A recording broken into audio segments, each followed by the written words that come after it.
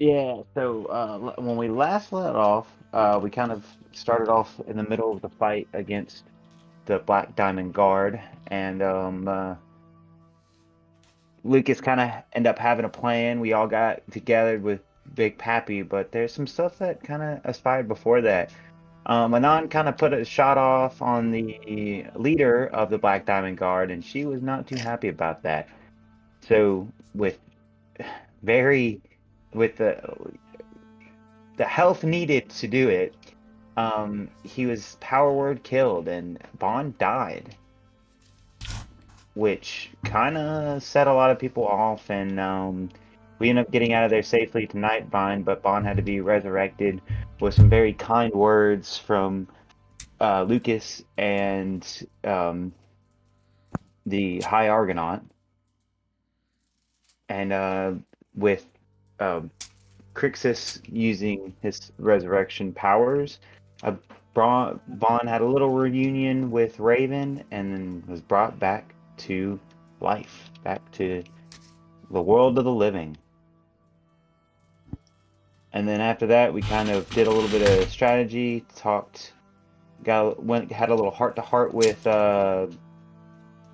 Miss Lily, and then decided we were going to go after the gentleman and the Underdark. I can't remember his name. His name is Rizel. Rizel. I should have saved that for the trivia question, but I just answered impulsively. It's all good. And that's basically where we left off. Kind of licking our wounds and deciding what we were gonna do. If he's named after somebody, it's just pronounced Rizel, not Rizel. What do you mean? He's named after somebody, isn't he? No. Never mind. I mean, he follows the name scheme of the Shiziki family, but by having a Z in his name. That's actually Shizuki's dad's name. Actually, yeah. Is it? Rizel Rookfeather, and his mother's name was Zelia Everbell. It's crazy how the subconscious pulls these things out, because it couldn't have just been a coincidence, but I literally didn't remember that. Hey, I'll be right back. So then I will pronounce it that way then. Rizel, you said? Rizel. It's still Rizel. Yeah, R-A-I-Z. Oh, God, I can't remember, but it's Rizel. Close explanation, but different emphasis on the syllables, basically. Rizel. Literally, it's the same name. You're just pronouncing it slightly differently. Well, again, it's crazy what the subconscious does.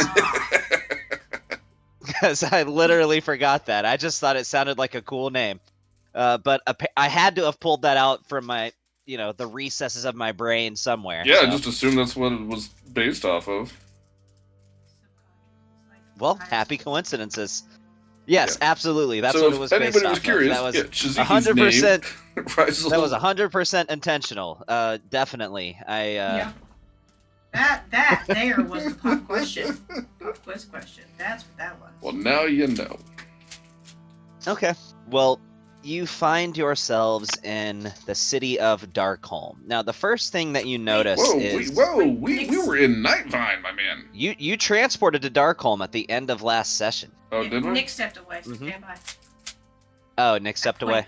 Okay. Up on my screen. We took a short rest, right? Have we got a long rest? You got not a long rest, but a short rest. Okay. I don't remember. From all that flying, I'm exhausted. Just, keep your resource management in mind. Depending on how much you guys want to do and how much you want to sway this battle, it might be a long day. I mean, that's fine. It might be a minute before you get your next long rest. It was only like 2 rounds that we actually had a fight with the other guys. We didn't burn that many resources. We just got busted up because they hit like freight trains. Yeah. I'm just saying, keep in mind this might be a long day. Alright, hey, so apparently if we took a short rest, I forgot to roll Big Pappy's hit test. Can I just go and do that now? I thought he stayed back in Nightvine.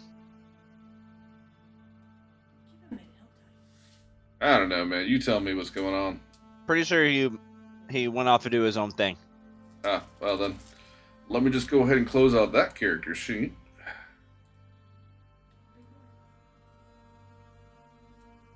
Well then, can I roll some hit dice for Lucas? Yeah, absolutely. Up to half your maximum. Yeah.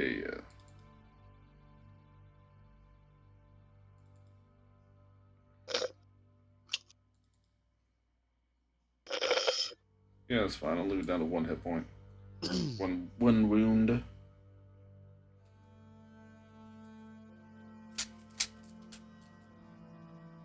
God, I added creatine to my water. That is chalky.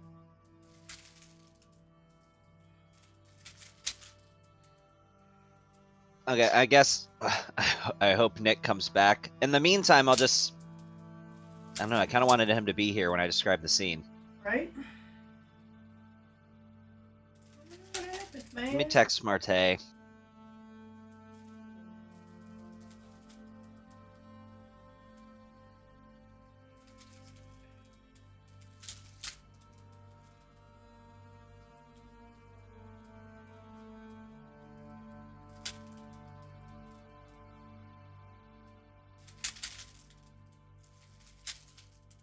Alright, he has been texted.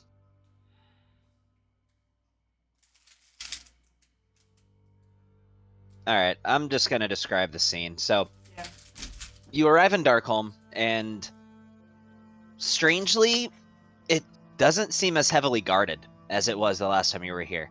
You do see the occasional soldier, but very sparse, wandering around. With that being said, you've been here before. Paved roads, electric street lamps, and that combined with, natural bioluminescent foliage, even though you're underground, still allows it to be a pretty well-lit city. You are just outside.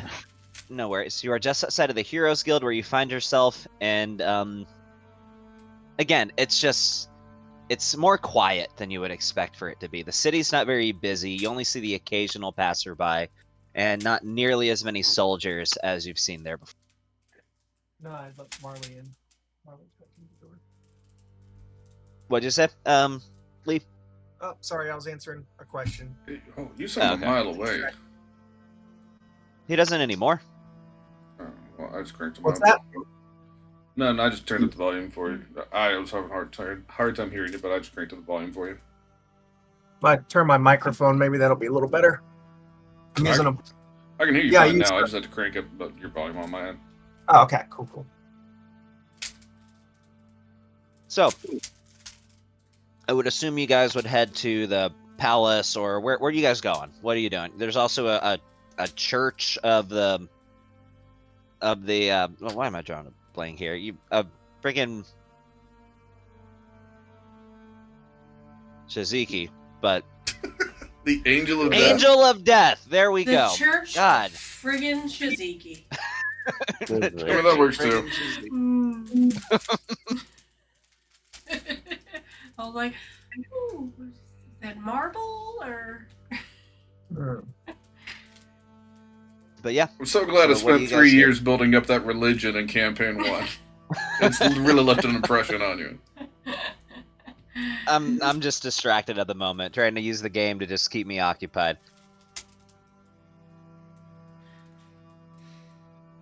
I don't know, where are we going? Bob, what do you think we should do? I say. Oh wait, so we're in the city, the Dark City. Okay. Yeah, you could head to the Dark Palace, or you could check the Heroes Guild, or go to the Church of the Angel of Death. Let's go to the Heroes Guild. Let's check in there. Yeah, Okay. I suppose we should just touch base. Okay, so yeah, the Heroes Guild is empty when you get there, aside from the Guildmaster. Let me pull up the Heroes Guild. That's hella weird. So, same person that you've seen before. Her name is Nihilus, and you notice she is a dark elf. But she sees you all and immediately raises an eyebrow. The Motley Crest, I thought you were at the battlefield. And then she looks you over one more. My goodness, your wounds. Hey, most of our wounds have healed up, other than this gaping scar in my chest. Oh yeah, so you all see this when he lifts up his shirt.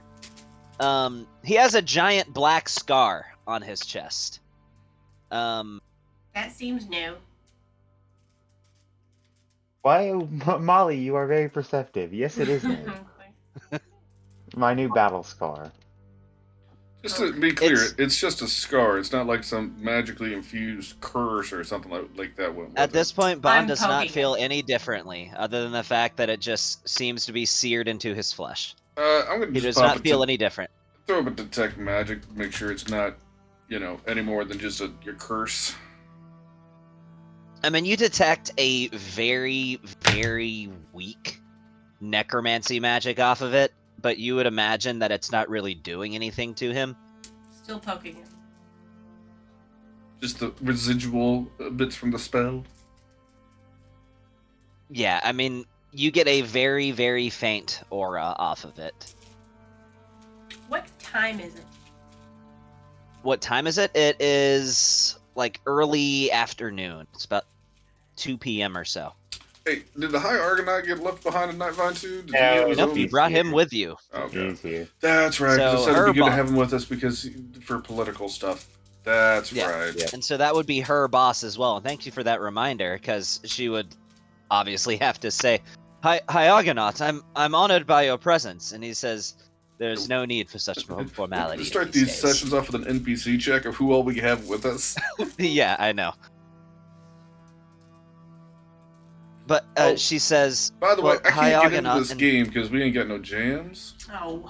There are jams going. You- Oh, but you you're did- right. It's just okay. it's, like, yeah, way low. we need better music. I completely agree. Let's go with. I'm feeling harpish. Let's go with some harp fantasy music. Arcane Reverberations. That one sounds promising.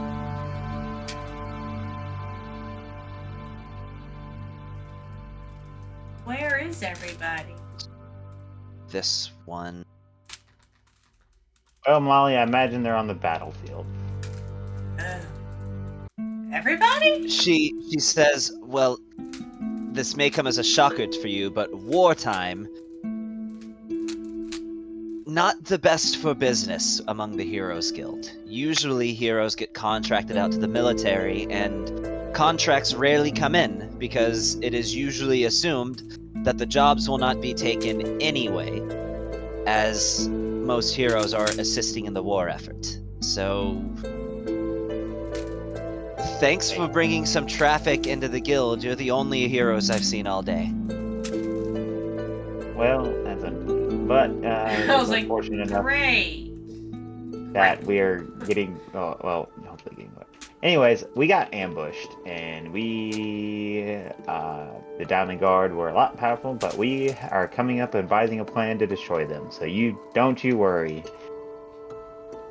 The Black Diamond God, she cocks her head. That stuff isn't public knowledge, by the way. That name Oh. doesn't mean anything to most people. Ah, Oh, I did not know that. Okay, I did not realize that. All let right. me rephrase that. I'm like, oh god. Yeah. Don't worry about that. Don't worry about that. Alright. I mean, I'll help any way that I can, but I have a few items. Would you like some potions? I won't say no to potions. But another thing we would like to know is, do you have any way to, I guess, contact the front line and see how they're doing and see how the war effort's going? Absolutely. There's no need for me really to contact them, though. From my last report, it's not going well. Our forces are being overran, and without reinforcements, the future appears grim. And that is what we're here for. When was your last update? When did you get About that? 15 minutes. 15 minutes ago. Okay. See, that is why we. Oh, sorry, go ahead. What do you say, Crixus?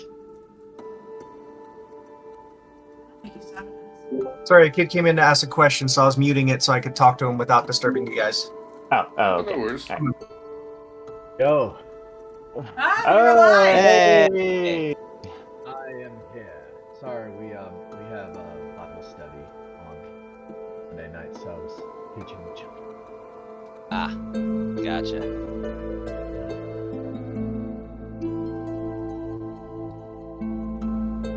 But anyways, Weird. Yeah, I'm now about we to trim it down though. currently, we are currently no longer in the battlefield, Nand. We are currently sitting, We ran like bitches. Yes, I heard. Alive bitches. I yeah, heard that someone got killed. yeah, I got power word killed, Not me. and guess how much health I had? 99.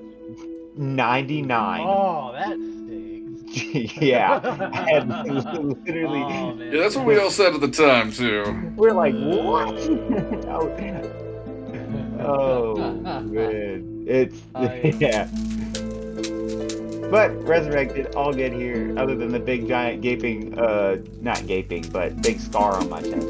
But yeah, He we're has good. a permanent black scar on his chest, I told him. It will be there for the rest of his life. Oh,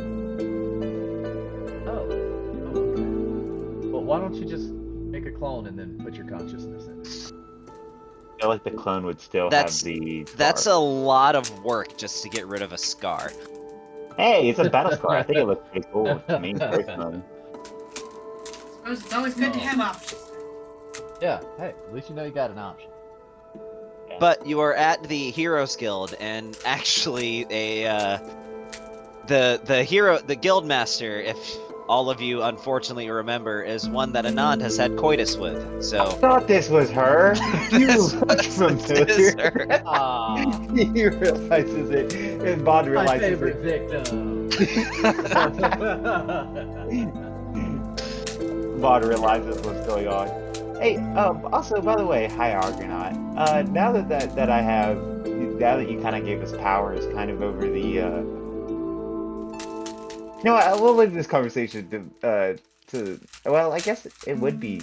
It would be Hero relevant Guild. for all to Yeah. hear. You have emergency okay. powers. Yeah, you yeah, have yeah. So with my you have emergency control powers, of any heroes of any group of heroes when it comes to assisting in the war effort, and limited influence within the Alpharesk military front. okay, what about the establishment of a new Heroes Guild? Well, that is something you wouldn't even need that authority to do. You could simply put in a request. Oh, okay. Great. I put in a request, and then I accept the quest to be put one in my keep area. That's something we can talk about in the coming I know. days. That's fine, yeah. Just throwing it It's, out there. I There's still had to people throw it out there. dying on the battlefield Yeah, while yeah. you're doing Look, this. Dude, I just throwing it out there. I forget things, and I was putting it out there before I forgot. Okay. Anyways, let's go talk to this guy. I'm gonna ask if she knows the status of the. Is it the king that's a part of that's? You speak of King Rizel. Yes, King Rizel. What is his status? He is not at the palace, but he is here. He's actually currently standing guard at the entrance to the city. Simply follow the cave until just before you reach the surface. There you will find him. Okay, that is where we must go. Then. Thank you for the information, and I guess potions, and we'll be on our way. Yes, so she gives you potion of advantage, a Ooh. potion of restoration, and she gives you 4 greater healing potions. Let me link that. So before everybody starts dragging stuff to their inventory, communicate so we're not getting a bunch going into each inventory. And just a nod picks it up, and he's just like, these are such a lesser quality than these two. Good job, Lucas. She looks at you and gives you a bit of a wink and says, "Well, I'm certainly sorry to disappoint."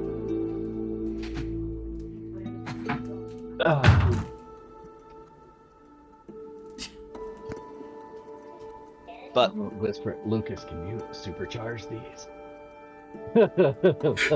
I can't. Sure thing.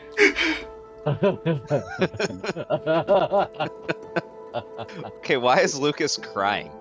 Lucas had a full breakdown at the end of last Oh yeah, session. so that's still going. Okay. Oh, that completely went over my head. Why did he break down? What happened? Well, it's Only not like- that Sean should get a freaking Academy Award. Like, He basically blames Bond's death on him. That's the consistency of it, and he broke down with Lillian. Yeah. We got a little There's a too whole real thing. in that D&D session, Yeah, guys. dude, he got real. I'll watch the recording again, and I'll take note of exactly where in the recording it starts. You have to hear it. Yes, there's nothing more I would like than to see Sean wail. I mean, like, he It is wasn't. I don't think he was Midnight. crying, but we had to ask him, like, dude, are you crying? Like, It was convincing. I will say that it was convincing. Was it acting or just It was acting. Repressed emotions?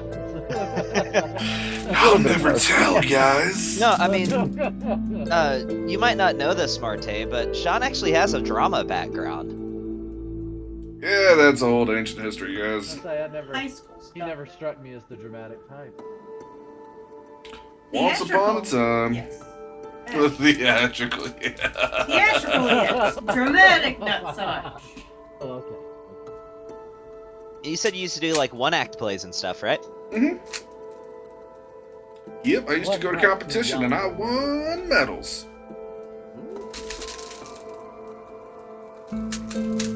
Well, I'm not surprised. My Anywho, wife into thinking I had hair until she married me. Greatest act I've ever so there's like a 5-minute portion at the end of the last session where I get a little teary-eyed. Ah, okay. No, I watched or I listened to the recap of it, and you deserve an Oscar for that one. That was good. Go. Yeah. Very nice. Mm-hmm. So, she gives you those potions, just flat out gives them to you. I mean, honestly, in this instance, why wouldn't she? Right. So, but really though, I need to know who's taking each one of those things. Let's see. I want the You've seen you cry potion before. of greater heal. There's I 4 cried of when them. Hodor died. Here we go. Oh no!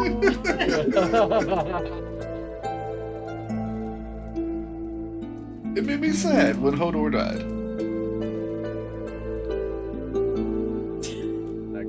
I cried when Arnheid died in Vinland Saga. Fake character deaths. All out. What got me emotional? No, I literally shed tears when Arnheid died in Vinland Saga. That was really sad. But anyway, I'm digressing. So, you guys were headed to kind of the mouth of the cave that heads Hey, underground into the Underdark. Sorry, real quick. Did we get all the potions? I heard Marte say he was grabbing some of them. Did we get them all? Yeah, I how many just of those grabbed, potions? I just grabbed one of the greater heal. Hey, Bond, why don't you go and take a potion of advantage if you don't have a few already? Because you're not going to get your foresight here for a couple days. I'll take the potion of advantage then. Okay. Anybody getting the potion of restoration? If nobody wants it, I'll just pick it up just to get it off the table.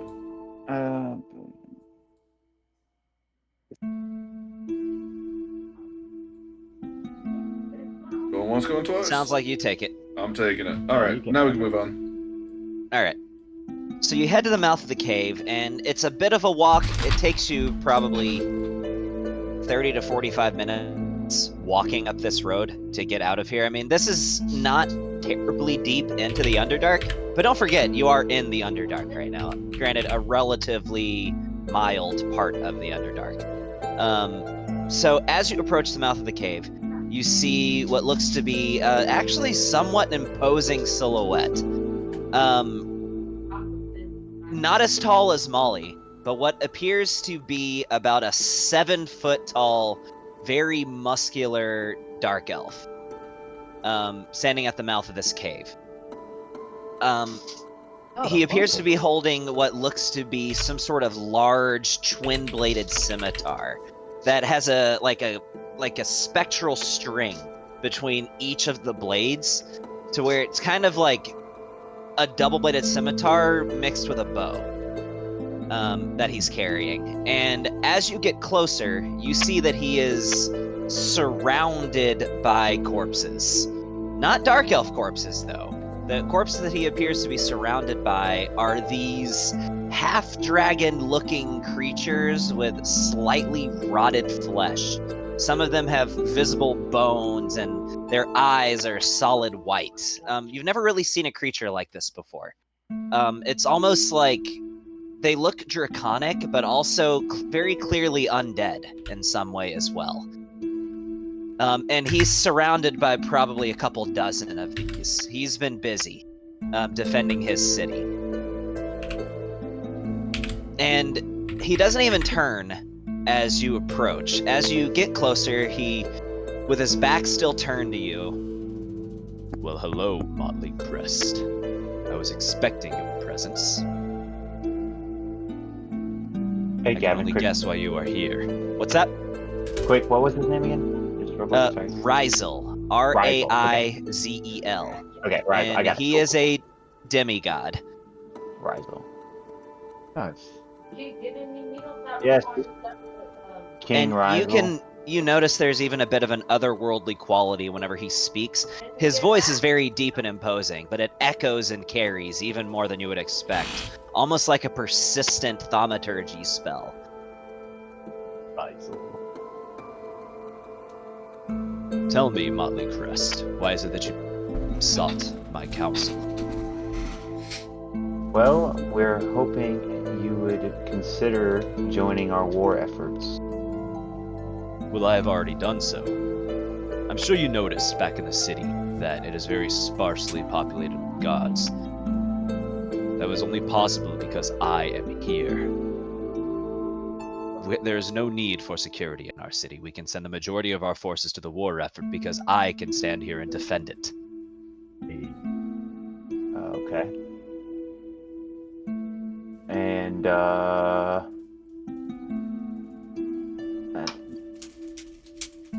So what is it that you would request? I leave behind my city? Leave it undefended? As he looks at the piles of corpses around him.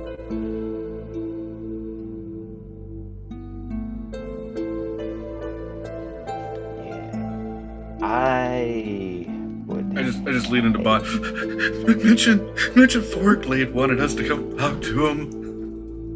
And I cast Healing Word on Bond.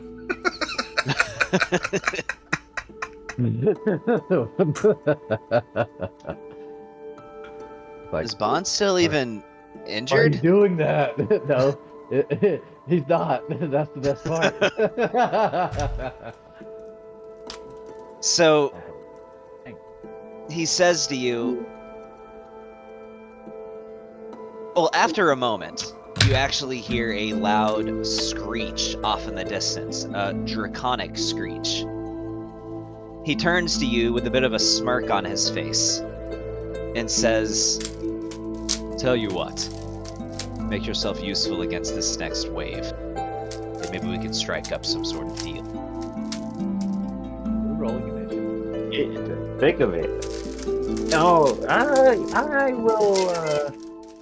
I will accept that, and I will down a potion of advantage. No, we haven't taken a long rest. You Oh, still that's right. have foresight. Sweet, that's right. I do still have foresight. Okay, cool. No, I don't take a potion of advantage then. We're good. Yeah, the Mine- foresight so we- lasts for how long? 8 hours. 8 hours. 8 hours? Okay. Can you long rest me? Because I'm still quite. You're short. We haven't you taken can- a long rest. We've only had a You short haven't one. taken a long rest. You can roll hit dice for a short rest, up to half your maximum. So that's up to 10. Dang, nabbit.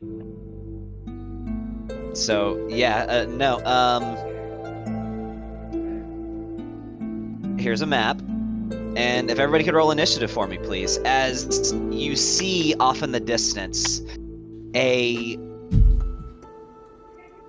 Are we sure we You didn't bring Big Pappy with us? You didn't do that that hit dice right. Oops. I'm sorry, I rolled it all at the same time. Let's see. We'll take that first one. So, your wound. What were your wounds before? It was your wounds were 76 before. So, hold on. Don't roll anything else for a second. Your wounds were 76, but we'll take that first number. So, 1 hit dice. Wait, what the hell? Why do you only have 12 hit dice? I don't know. Why? That's a weird number for you to have because you rolled 10 there, so it would be 9. But also there. You get to roll your initiative twice. Okay, 'Cause you I'll rolled just advantage barbarian. I'll just fix this real quick. You have Oh, 76, 20. Oh, 72. So, what was And- the first one you got? 10. Just roll, just to make this make sense. Roll a d6 6 more times, A D6. but singular d6. One single d6 6 more times There's to get the this hit dice D6. correctly. There's the D6. 1, 2, 3. If that's a 4. oh, okay. It's rigged. No, No, wait, it's. this is real. Okay, alright. Okay. I was like, all right, we have a glitch. Oh, that was so lame. But then the Oh, sixth it one was would've a been 5, 6. That would have been perfect. There's no way. Alright, so that's There's a 1, glitch 3, in 6, 10, 12, 18. 6 times your con is another 24, so that's 42 more. That would put you at 30 wounds. Now you can roll your hit dice normally, but do it 1 at a time. You can do that until you get down to 9 hit dice. So you can do it 3 more times.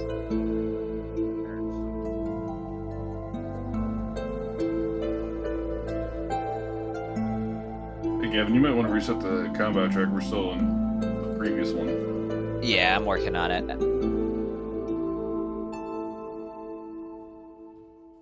You said we took a sh- short rest. A short rest, yes. So any short rest abilities would have recharged.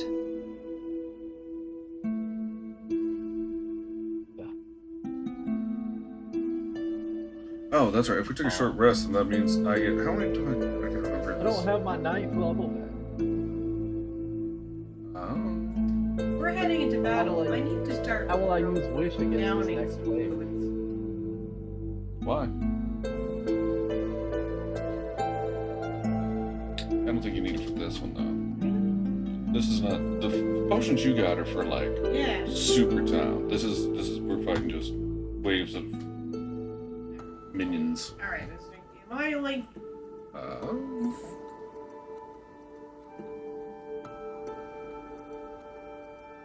What is it when I take a short rest? How many things? I regain 5 sorcery points. Alrighty.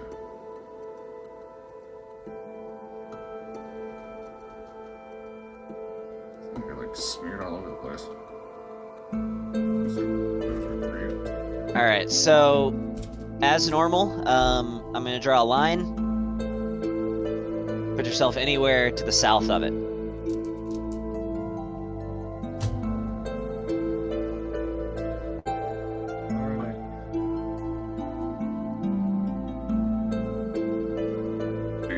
Drop them back?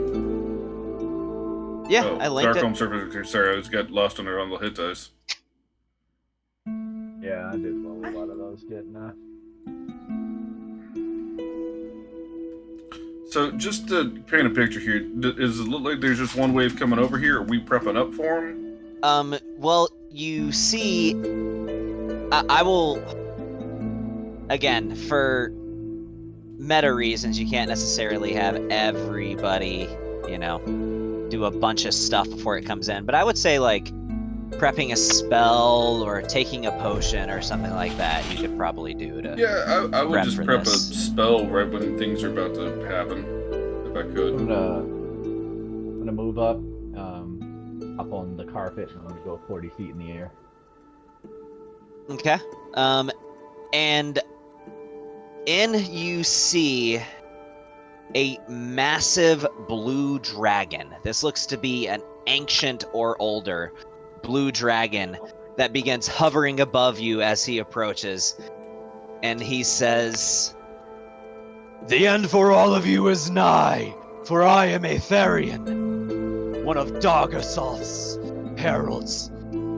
The end of your days is near, but fret not, for your corpses and your pitiful planet will all fall under the Black Diamond Empire. Hail the creeping doom! Alright, we're just checking stuff out here.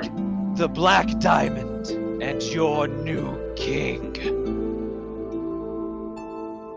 And I will swap the music and I will unlock token movement, so now you are free to move yourself to where you would like. On anywhere on the bottom half of the map. I don't know why it got rid of my arrow. And I am forgetting our demigod. Which, by the way, Sean, I wanted to extend an offer. You will find that he plays a lot like a former character of yours. I was curious if you would be interested in possibly controlling him in this combat scenario. Yeah, why not? Why not? A lot of power. Oh. If that's the case, then there's definitely something that's going to be good about this. If he plays similar to.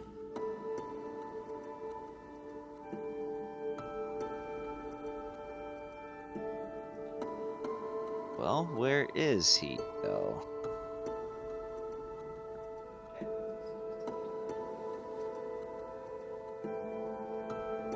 Hold on, give me a sec.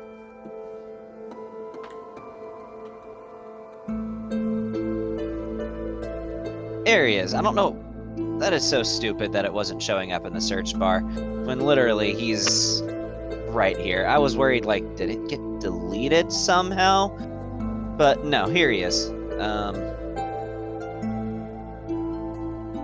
forgot to change his portrait. Let me pick a different portrait for him.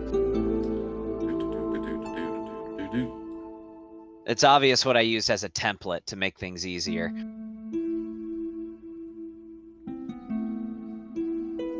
Alright, well, you just let me know when I can grab him. Yeah, will do. Just find a little placeholder one for now. I meant to upload a different one, but actually this one works very well.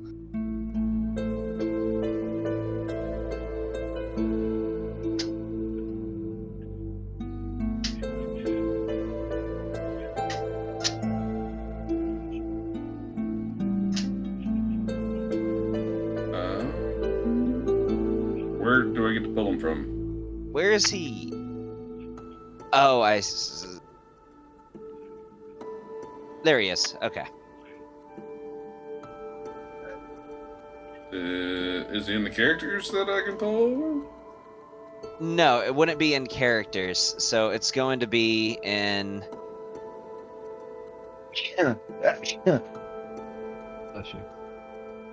You'll just have to look at that. He doesn't have a character sheet, he has an NPC sheet. He's too broken for just a character sheet.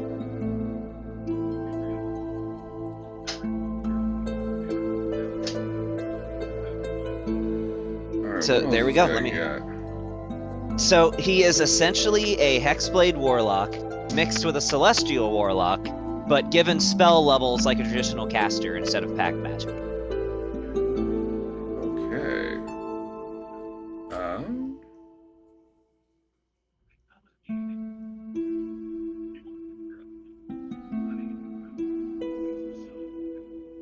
Alright, yeah, no, I'm at it.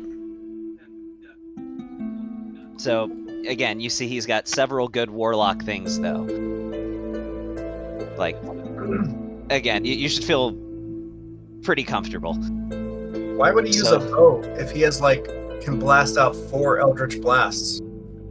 Because, trust me, Okay. Sean, Yeah, I know. he can You answer that don't, you don't need to question. give any explanation. Yeah. Yeah, this is nostalgic. Let's go. Alright. Let me swap the music and we'll get started. And if you could go ahead while I'm doing this and roll initiative for him, just like a d20 and add his dex to it. Yeah, Tell me I'll what just you roll get. a dex check. Okay. I do that.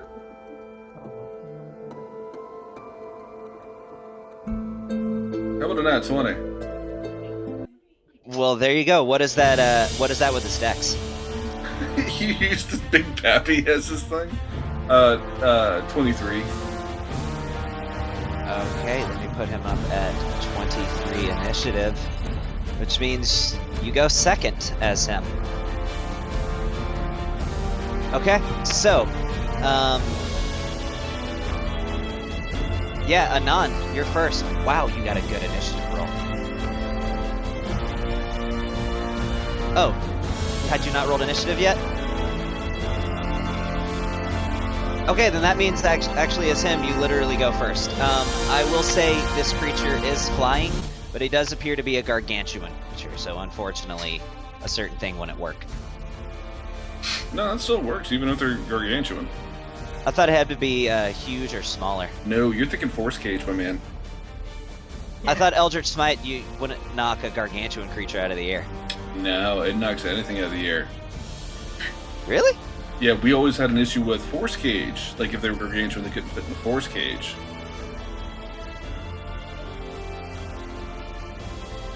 Let me see here real quick. It says they can knock the target prone if it's huge or smaller with Eldritch Smite. Well, screw you, dude. But I definitely based his weapon on your weapon from the last campaign. I like the idea that it can be either a close-up melee like double-bladed scimitar or a bow. But alright. The one thing that you don't have is the one thing that I would use all the time with him, though. Which is... Vanishing Smite. He doesn't have... I meant to give that to him. He does not have Vanishing Smite. I'm looking at his character sheet. He does. What? It says 5th level, 3 slots, Vanishing Smite, Cone of Cold, Flame Strike, Hold Monster. Oh, well, I guess I just hadn't gotten to it yet. Okay.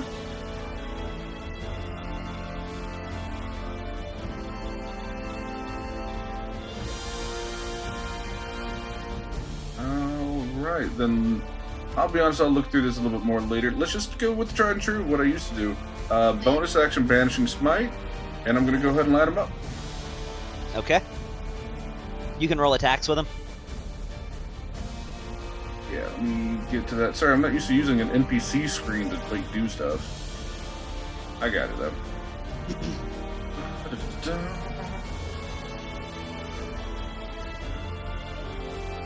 And he's like up in the air, though, right? Yeah, not terribly high in the air. We'd say it's probably 40 to 50 feet in the air. We'll say 40 feet. Okay, that's still too far for me to try and get a Hexblade's Curse on him.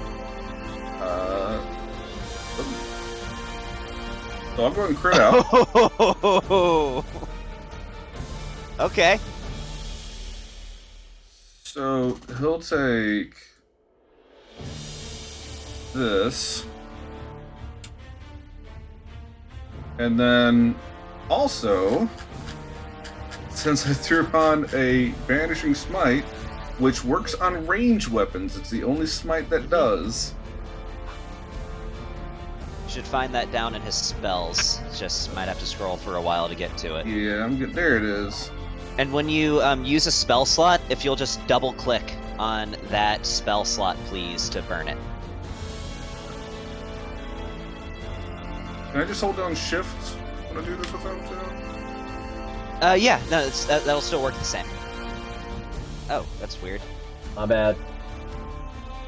Know that. Go. Let me just roll it on him twice. Okay. Oh, it still doesn't want to. Here, can I just click it? That's weird. I don't know why it's doing that. Just roll 10d10 Yeah, okay. in the chat bar. 3, 4, 5, 6, 7, 8, 9, 10. So that's a bit of damage. Read it, because I want to say I buffed his Eldritch Smite a little bit. You mean his Banishing Smite? Oh, that was just Banishing Smite? Yeah. Okay, gotcha. Yeah, this is. He doesn't have a. Oh no, he does have Eldritch Smite. Of course he does. So let's throw an Eldritch Smite on it too. Okay. How much is this Eldritch Smite? What is it? There's so much stuff on the screen. I'm sorry. I'm taking too long to do this. Eldritch Smite.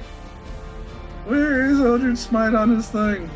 It's underneath his weapon attacks. It's in actions. Okay. I want to be cool. It's being cool, but it's taking me too long to do this. Wait, it's cursed. Eldritch Smite. There it is. 2d8 for first levels.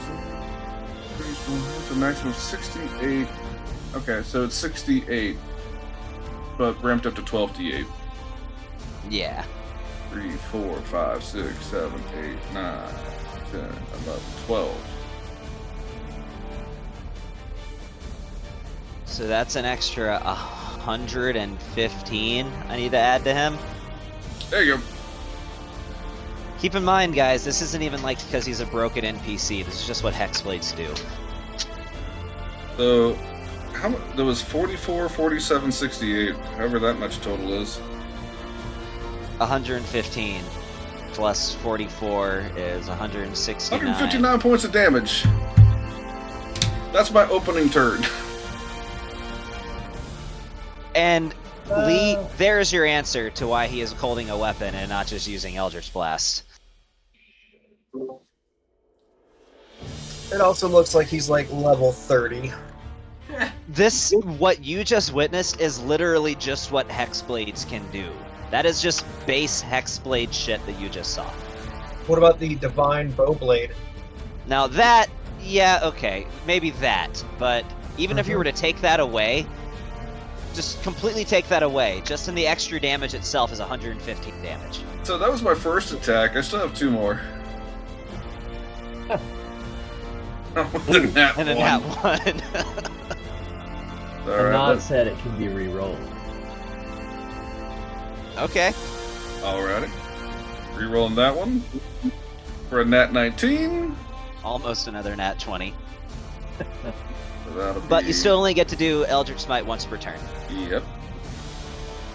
It'll take another 68 points of damage. I think that was the melee one that you used. Oh, well, okay. Add the 68 points back. Let me swap this here. Let me... yeah. And then this will be the damage. Not nearly as cool, but it's still there. Alright, and then for my third attack. Oh, there's almost a nat 18. Yeah, that doesn't hit. That's alright, I did a fair amount of damage already. Yeah, I'd say so. Yeah, I would definitely say so. I'd say so. I would say so. Okay. Alright, and yeah. I need to mark off 2 spell slots.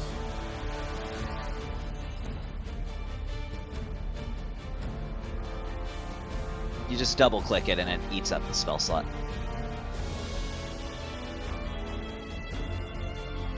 But Crixus, you're up. Alrighty. I'm already. You got a chance to. Did you take your short rest? Yeah. I used a bunch of hit die. It got me from like whatever it was, 180 to 100 wounds or something like that. You can use 2 more, if you want. But again, roll one at a time. Maybe I didn't. I would use your D10s if you can. All right. Well, that helped you out a little, so you're in slightly better shape. All right, go ahead. All right. So, still being slightly wounded, I was going to start the round by casting haste. Just try to keep myself alive. Casting it on yourself. Oh yeah. Okay. Alright, 3rd level spell slot for haste. I gotta adjust my AC real quick.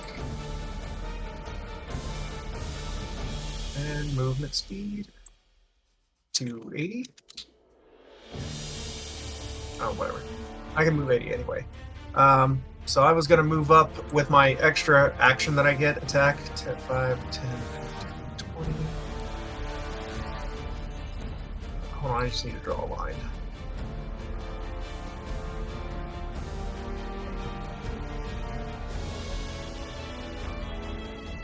It's a line now. Double click. What? What's Oh, that? to draw a line, you just left click and right click at the same time. Draw a line. See, just makes it pretty easy. I did not know that. Alright, I'm moving up to 35. From here, I can fire a shot with my sidearm. So at least I get one attack on him with the my repeater. Okay. And Well, remember, you could you have that enchantment on it, so you can just use it for all of your attacks. yeah, but I use my action to haste, so this is my hasted action. Oh yeah, gotcha. Okay. And I'm not trying to get into melee range. 16 damage, and then I'm going to use the rest of my movement to skedaddle. Okay. So that would be 4.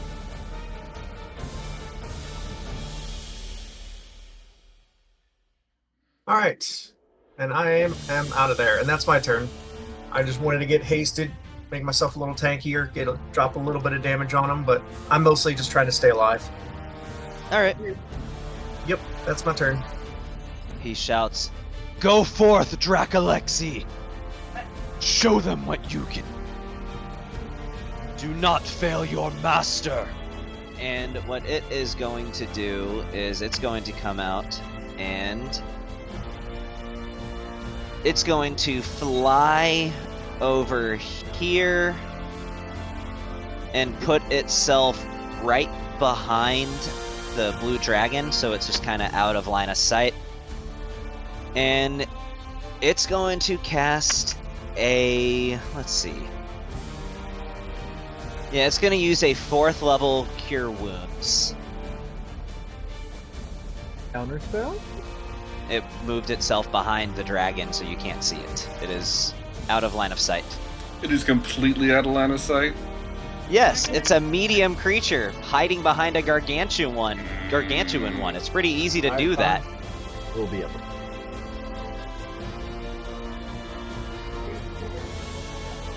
So he's casting it at where is it at? At 4th level. So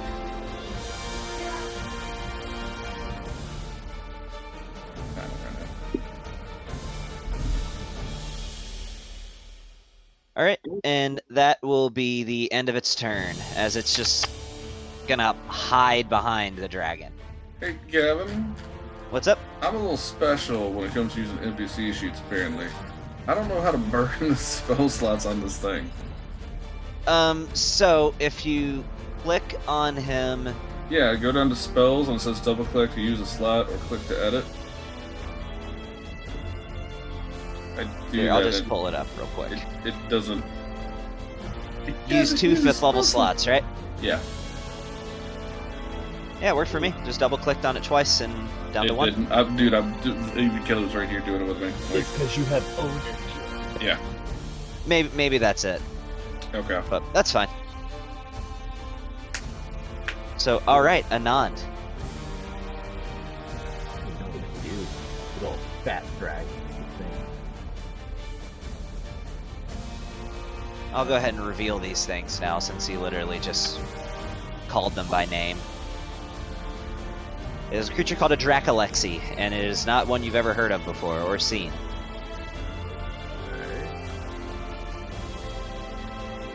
But his actual name is Bob.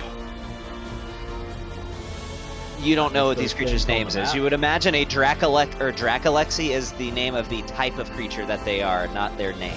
Yeah, no, I'm saying, but his actual name is. gonna be Oh, Bob. yeah. Or maybe they don't even have names.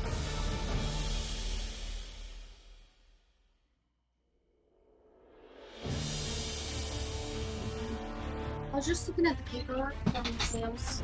Ooh, what is that? What's- 51. Reverse draft. Okay. Reverse gravity. Interesting. So you did catch that I said that Dracolexi flew, right? Wait, oh, no. That would have been cool. Oh. Ooh. Why they gotta fly? That makes my flying less. Because they have wings. So, what type of dragon is this guy? This is a blue dragon. Dragons use lightning? Yes. Just double checking, it's been a minute.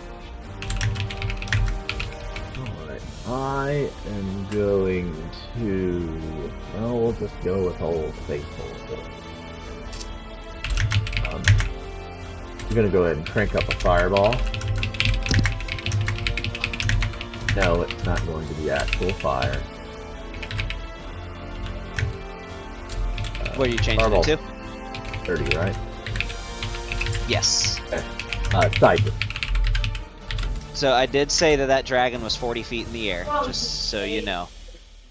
I'm 40 feet in the air. To answer your question, Sean, yes. Well, I don't know what they are though. Just, whenever you get to it, man. I don't want to hold. Yeah, no, you're good. With that being said, actually, you could center the fireball differently. I was gonna say, I'm 40 feet in the air with him, and they're flying alongside him, are they not? You can Okay. you can center the fireball differently so that it would hit. Alright, it's a level 7 fireball. Level 7? Yeah. Let's roll some dice. Joke. Oh. Right, instead of... Alright, well, so I forgot to do the legendary actions, but if you see the cast spell options, those are supposed to be there. The adjust density, that is not a thing that he can do, but he can just make a weapon attack as any legendary action as well. Either melee or ranged, either one. 7th level is... 10, 11. Oh, that's 12 d6. Okay. Would you do me a favor, actually, and I'm going to ask you guys to do this from now on because it saves me a lot of work. Could you roll the saving throw on creatures for me so I don't have to do it?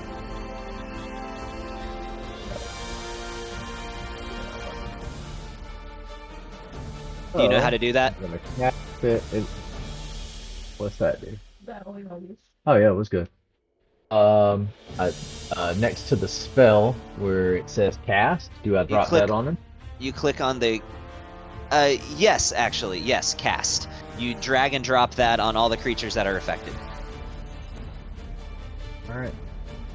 Natural 20. Alright, so we'll drag and drop it on each of them in there. Failure.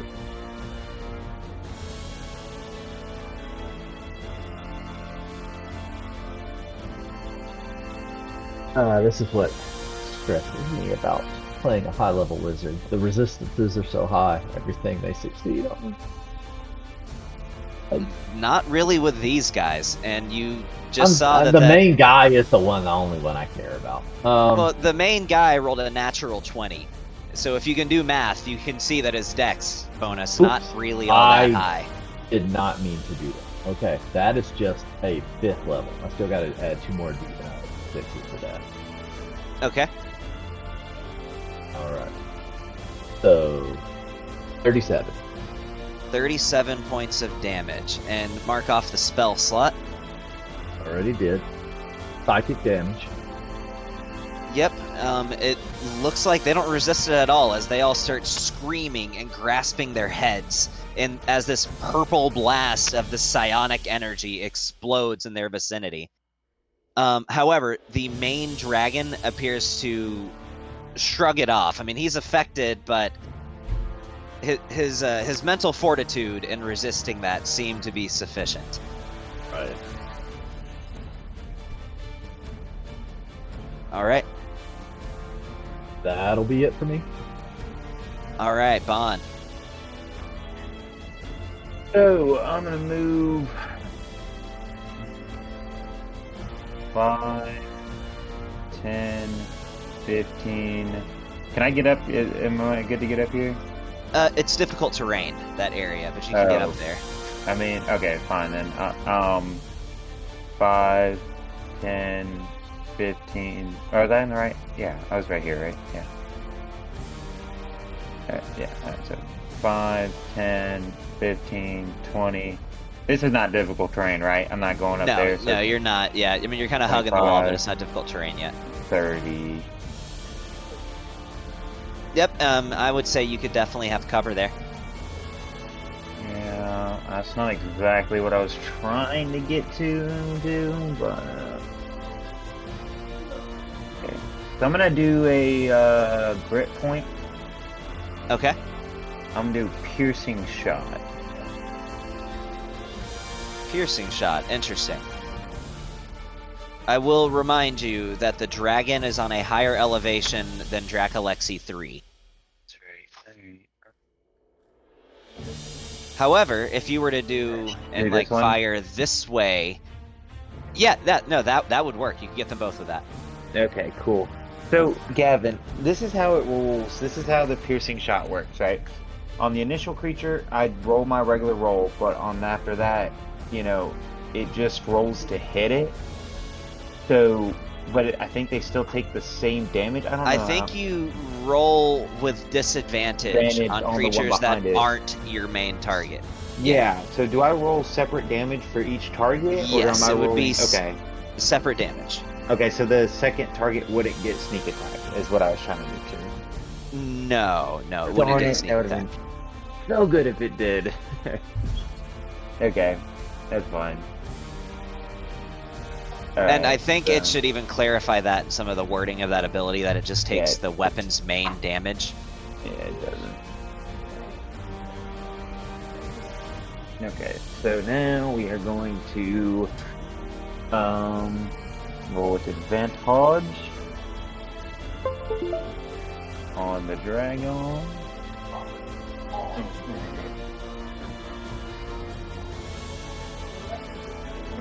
That is all. Yes. So he'll take that. And I'm gonna re-roll that 1 to be an 8. There you go. So I need to add 7 more damage to him. Now, Okay, let me do that real quick. and then he's going to take this sneak attack damage right here.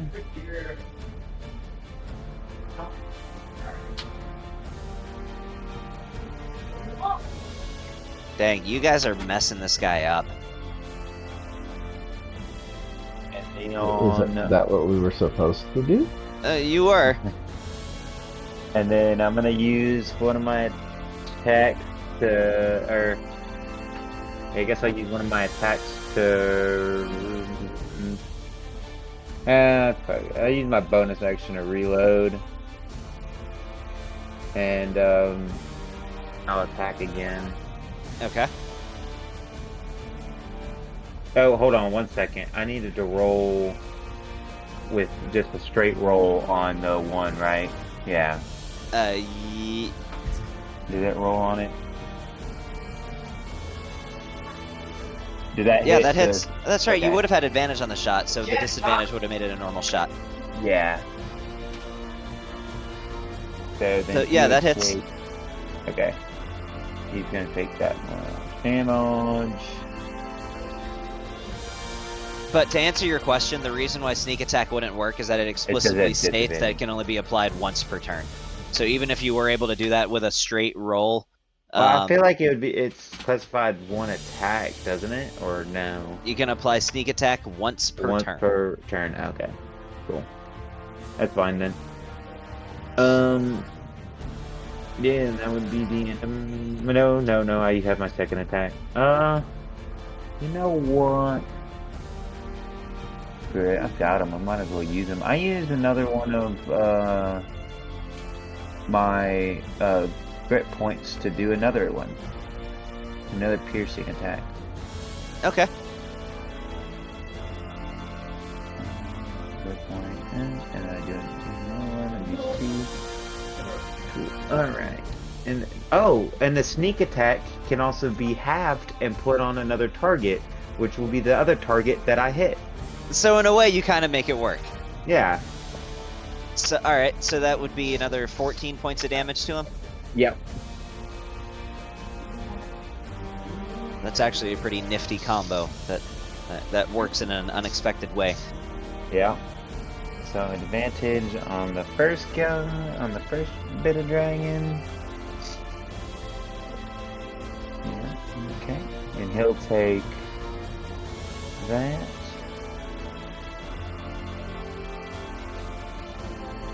And then a straight roll on the one behind him.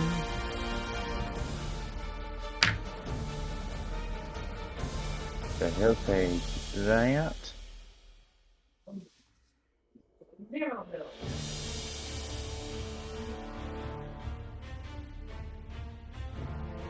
And that will be the... Oh, I actually... no, I used my bonus action to reload. Never mind. That'll be the end of my turn. All right. He is Okay. going to use all three That's of fine. his legendary actions to cast a 6th level spell. By the way, Sean, I want to let you know an interaction that I decided upon conflicting legendary actions.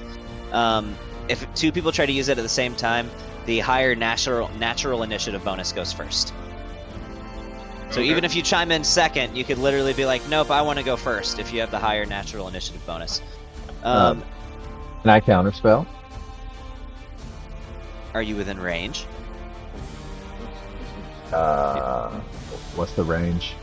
Counterspell 60. Well, counterspell has a range of 60 feet. You are further than that from him.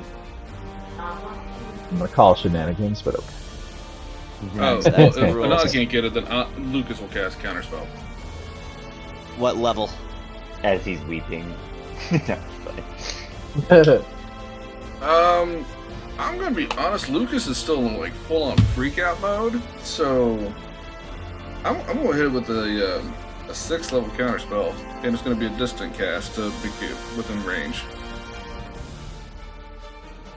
That was the level of the spell. Okay, he goes to cast Scatter, and as this arcane shattering starts happening in your area, you just boom, gone. And he roars with rage as his spell just disappears. Okay. In response to that, he will point to one of the Dracolexy. Specifically, he points at this one. And he says, "Be quick about it! Leave! Go alert the guard!"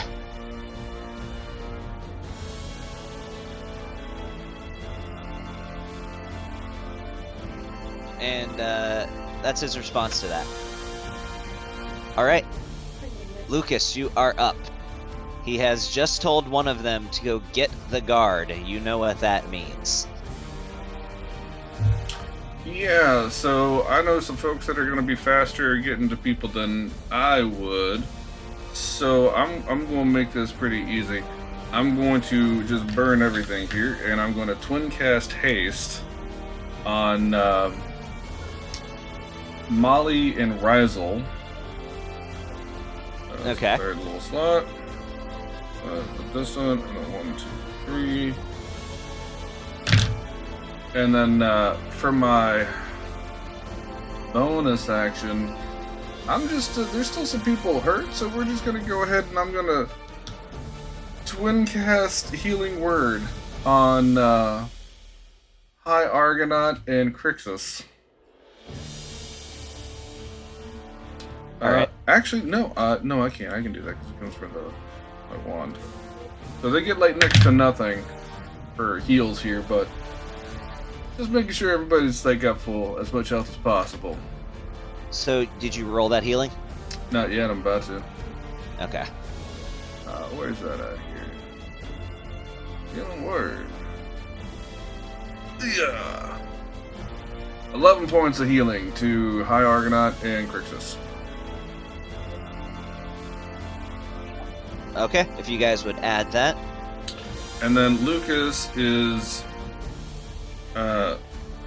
hop on his broom, and he's gonna hightail it away from everybody and kind of out of sight just to get a little bit of cover. Not full cover, but a little bit of cover.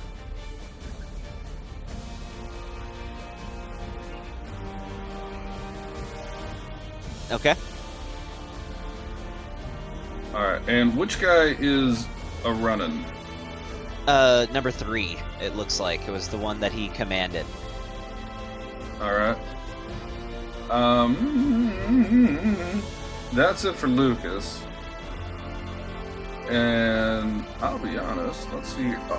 Are they all flying or just the big dude flying? Just 4. Just the big dude and number 4. The other 3 are on the ground.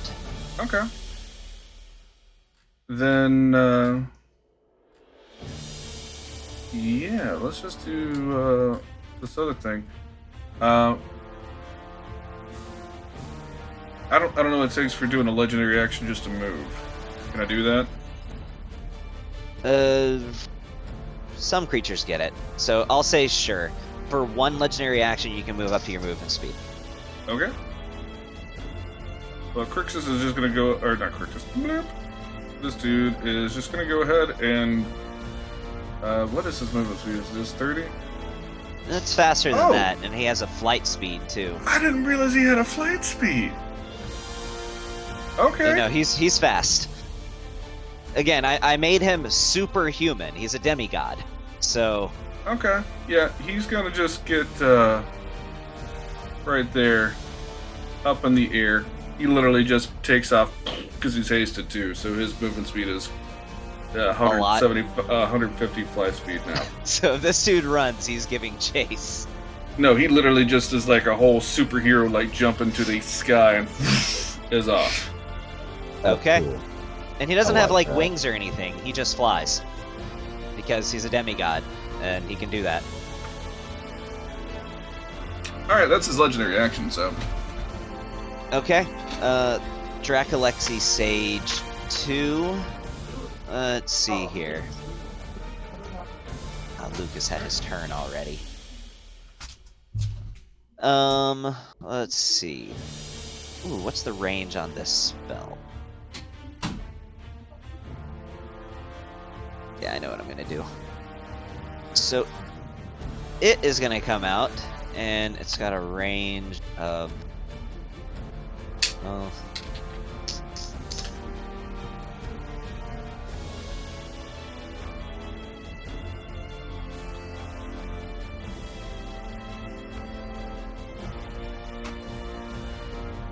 Let's see.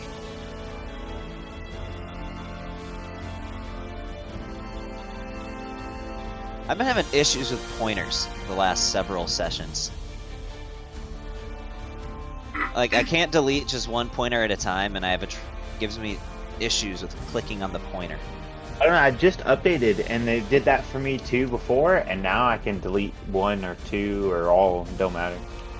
It won't even let me Yeah, like click on a singular I did pointer.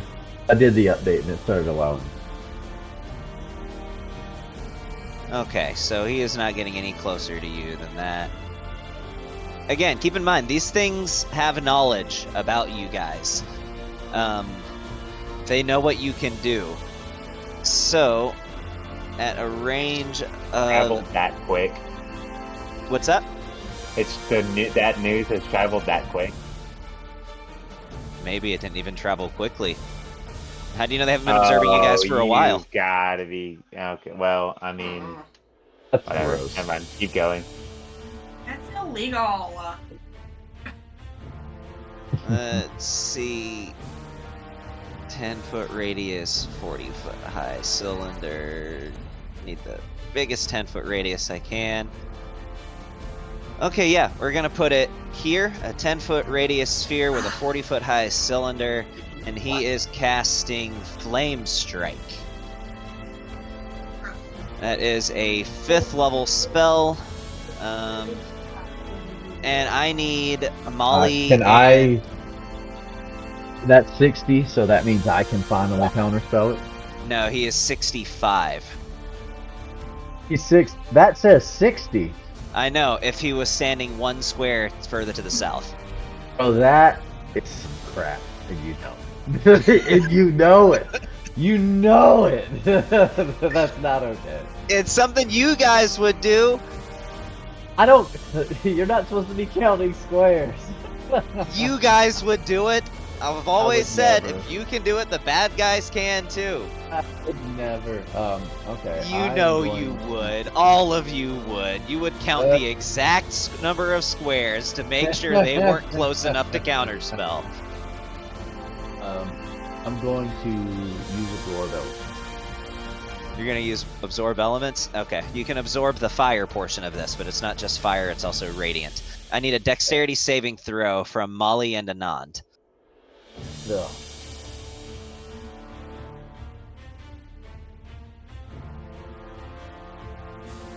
And doesn't Molly have advantage on dexterity saving throws?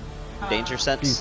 She's hasted. Yeah, I'm hasted. So she also gets a +2 from the haste, but I think you also get advantage. Do I roll again? Does- No, the +2 is to the AC, but she has advantage on dexterity saving. Yeah. Do You I sure about roll- that? Yeah. I think it's just a plus. Marquez, right? Martel's right. Okay. It's a +2 to AC and advantage on dexterity saving throws. But she Okay, already well has there we go. advantage to that anyway. Because of Yeah, danger so sense. roll your dex save all over again. Okay. Oh, good. Well, Molly's already resistant to the damage anyway. I'm she not- should start the battle raging? Okay. So then, that's a failure from both of you guys, but again, Molly's already resistant. So Molly, you take, wow, that's really horrible rolls on the fire type. So Molly, you take 4 fire damage Okay. and 6 radiant for a total of 10. Anand, you also take 4 fire damage since you used absorb elements. And then 13 radiant for a total of 17 points of damage. You've certainly been hit way harder than that recently. I think you'll live. Alright, this one is Dracolexy 3. It is gonna follow suit, and it's just gonna dip. It's just gonna try to get the hell away. So it's taken its full fly speed. Oh, sorry. Can I do something? Because I was getting lined up there. You can. Legendary. So with 2 legendary things, what do I get to do here? You can cast a spell of 3rd or 4th level if you use 2 at a time. Okay. Yeah, we'll do some of that. What do I got here?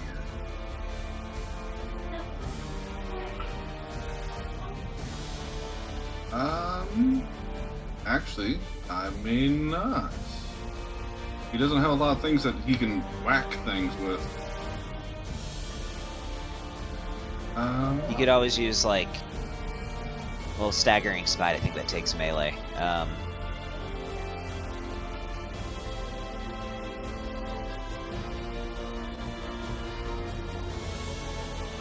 Yeah. Or he could just attack. Yeah, I'm just gonna attack. It seems like that's gonna be the easiest thing because everything else is like a bonus action to cast it and then follow with an action to attack. So yeah, he'll just take a legendary action just to shoot this dude. Okay. There we go.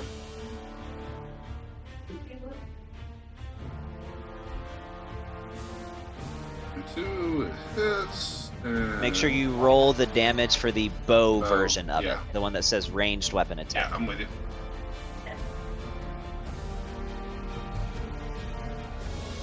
Why is the damage lagging? There it goes. Okay.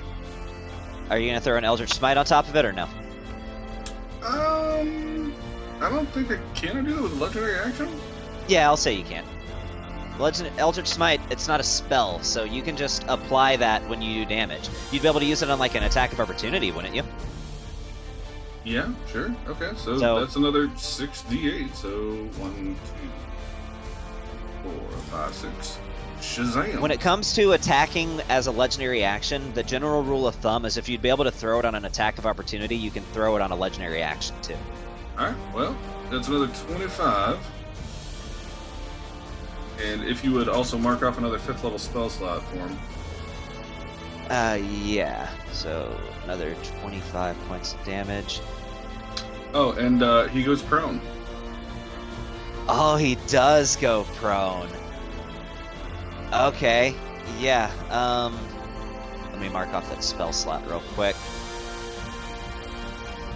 It's also the easiest place to do it is actually in the offense tab. He is out of 5th level slots now. So he's going to use half his movement to stand up. So that's 20 feet to stand up. And he's going to move 20 more feet. He's going to kind of take off at an angle. So he can go up 10 feet and over... That would be 15 to go up 10 and over 10. So we'll just say he's going to go up 5 and... whatever. And then now he is 10 feet in the air, and he is going to use his action to dash, which is going to involve going off the map, but that's okay.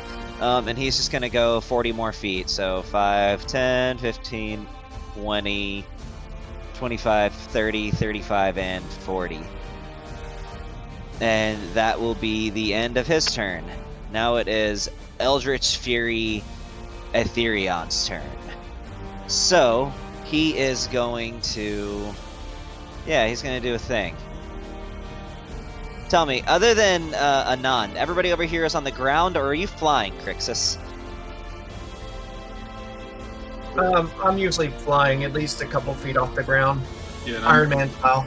I'm in the air too because I need to get the broom speed to get to cover. Yeah, he's got a... Draw the arrow. There we go. Yeah, he can get there with his flight speed. So he's gonna fly over here.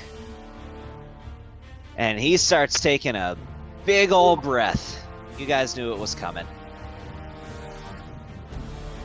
So, what size cone am I... I don't like that. Oh. I forget, dragons get line breaths. You know what? He knows how his own breath weapon works, so I'm gonna put him here. Draw the line, damn it. 120 foot long, 10 foot wide line.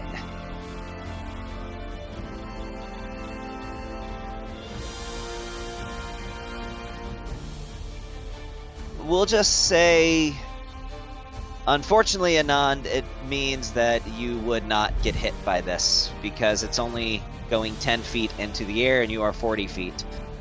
But Molly and the High Argonaut need to make dexterity saving throws. God, I wish that was just like a massive cone attack.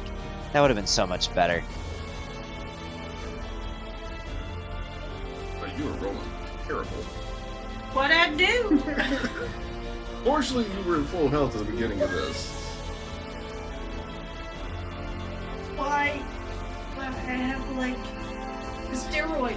Give me the potion steroids so that. You're also hasted right now, so you get an extra attack. Alright, the But I High get that. Argonaut failed. So, luckily, Molly, you are going to be resistant to this, but that's a failure on both fronts, so... Molly, you take 51 points of lightning damage, and he is going to take 102 points of lightning He's going to damage. use But I absorb also... elements because he has that. Did we find that out when we were fighting the other black The High dragon guy? Argonaut? Yeah. No, he doesn't have absorb elements. Oh, I thought He's a battle master. Yeah, I thought he had something. But to do however, with I it. didn't roll his hit dice, so let me do that real quick. Did you give him his 11 points of healing I gave him earlier? Nope, I'll do that now. You don't need it.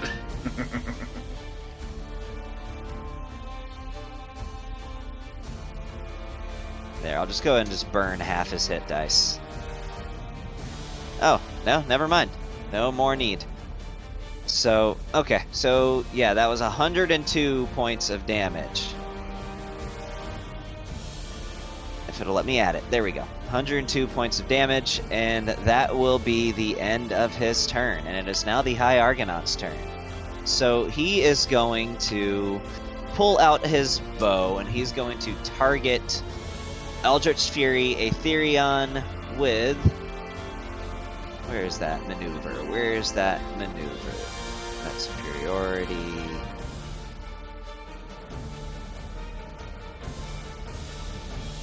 So he is going to use... Where is it?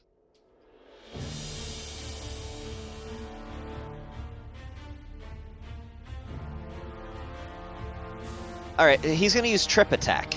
No, that dude is on the ground. You know what? He's just going to do a... If this thing wasn't lagging.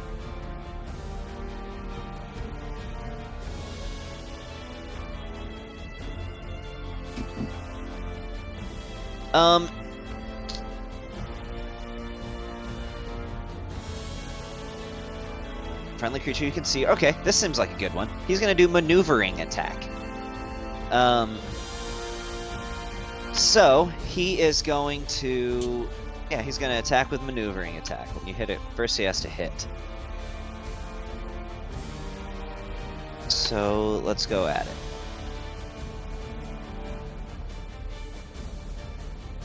Well, that's a natural 20. So he's going to use a maneuvering attack, and he is going to allow King Rizel to go ahead and move up to half his movement speed in any direction that he chooses.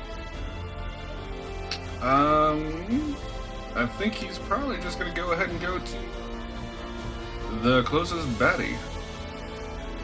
So, no, yeah, well, number 3's off the map. But he can still go over there. Yeah, okay. He's just going to get right here then.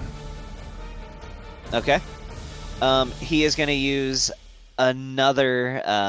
He's going to use another one of his dice. I don't know why I'm drawing such a blank. And he's going to use Quick Toss. So he's going to go ahead and throw a Nomengard grenade as his bonus action. If I can find that grenade. So he's going to go and throw a... I can't find it. So he's just going to do a Fragmentation grenade as his bonus action. And has to make a dex save.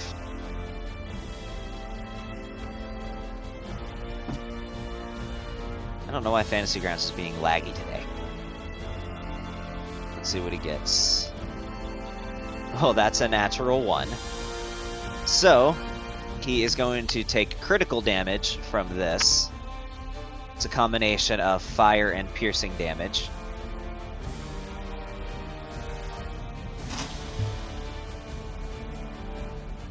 Then he's going to go in for 3 more attacks.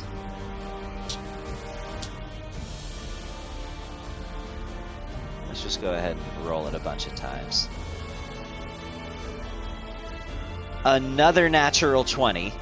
So let me roll that.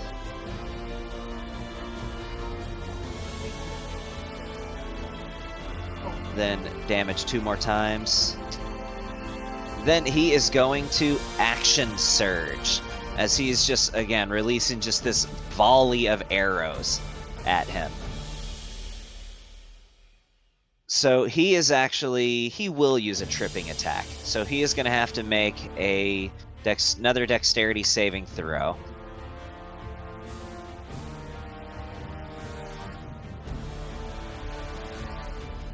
And that's a failure. He is now prone. As he keeps firing these volleys of arrows, they land directly into like the toes of this creature. As it keeps taking these shots, and for just a moment, it trips and bangs its head on the ground and falls prone. That was 1 attack, 2 attacks. Just roll it 2 more times.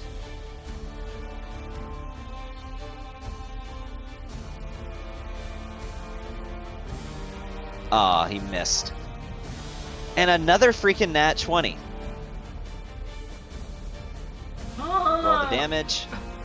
Taking all the good ones from me. Hit him one the more. DM loves to play with himself. Here the dice. And he'll just move into the brush over here. If I can move him. Jeez, why is it being stubborn? Take the difficult terrain. Get up here, that's the furthest he can move. And that will be the end of his turn, as he shot 8 arrows that turn. And again, the dragon is now prone. So it is this one's turn. It is going to fly over here.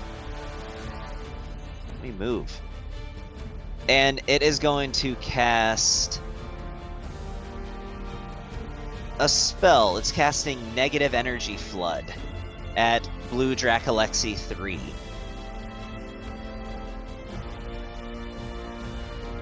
So the Blue Dracolexy. Rizel will just counterspell? At what level? A third. At third, roll me a Charisma ability check.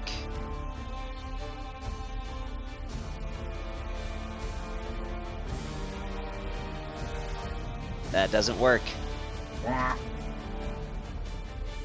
So it heals for 5d12 damage from the Negative Energy Flood. That pretty much confirms that they're undead, by the way. Because only undead get healed from Negative Energy Flood. Okay, that is 28 points of healing.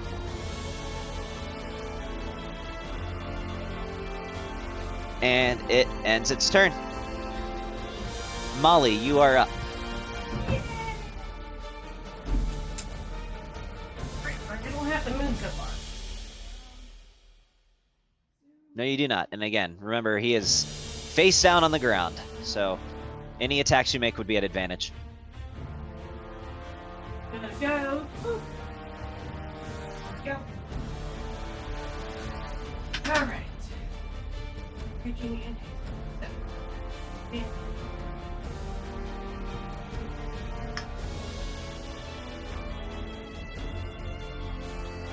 Oh yeah, also hasted. Yeah. I feel like this is about to be nasty. That depends if I'm standing next to him and I can actually hit him. Oh, remember to check advantage every time. Yeah.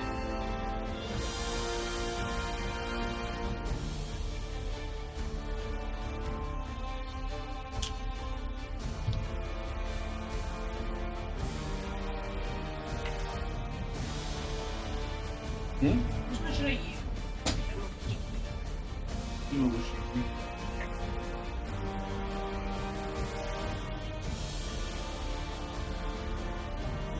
Cool. Yeah, a 30 will hit.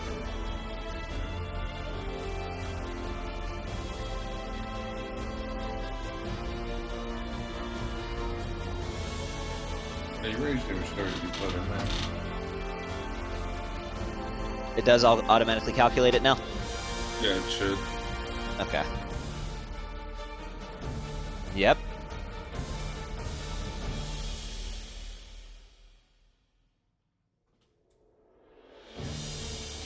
By the way, I did want to clarify something that we determined in Lee's game. The blunt attack from Yeah, Polearm blunt Master ones. can still be made at 10 feet away. I'm just saying you've got it available. You have more attacks. You attacked how many times so far? Twice. 3 times. That You was still the have third another attack. Ah. Because she's hasted, so she has her hasted attack. Yep. And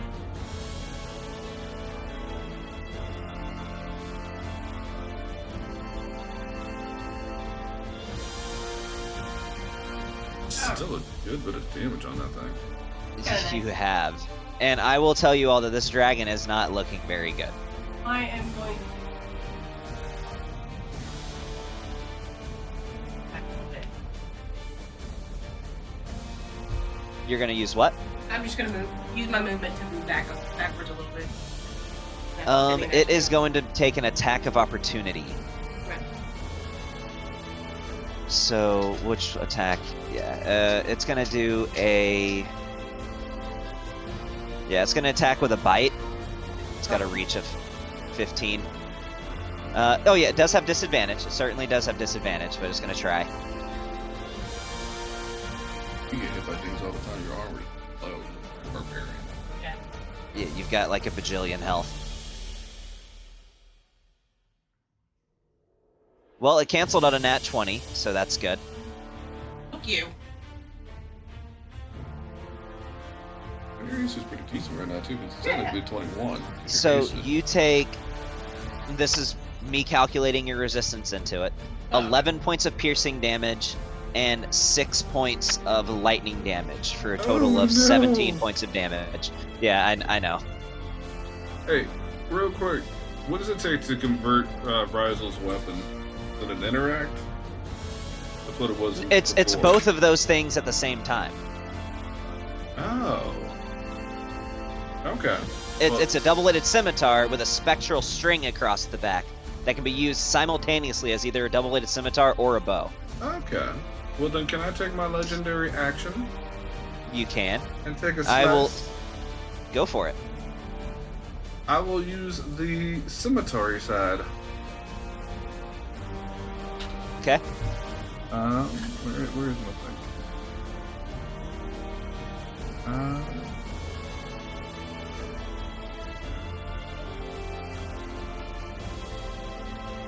Yep. And we'll do that.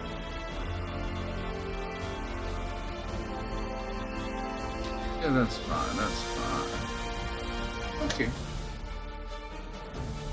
It's still alive. I has a plan, and it's my turn next. Oh, it is.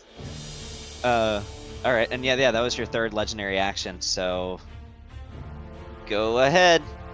So, bonus action. Where was it on here? I'm just gonna go ahead and cast a little spell on this super weapon, and I'm gonna go ahead and here's it on here.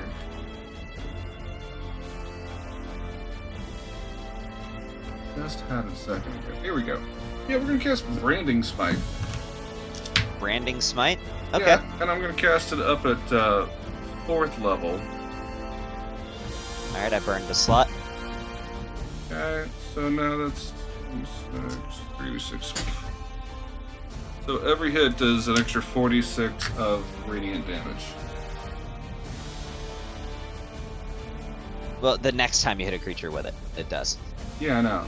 No, Yeah. it's concentration. It just maintains it. Well, it maintains the effect that comes with it, but it only goes on your next hit. Oh, So- Schnapples. Well, then if that's the case, I'm gonna change what I was gonna do. I thought that was one of the ones that stayed on there. I never use that as Shaz. That's why I took it off. Yeah. It just concentration makes it where it can't turn invisible as long as you're holding concentration after you hit No, it. no, I'm with you. I'm with you. Okay, well then, scratch that. I'm just gonna hit it with a Hexblade's Curse for my bonus You're action. gonna use a then. Hexblade's Curse? Yeah, so I don't use the spell. Okay. Okay. And let's do the blade.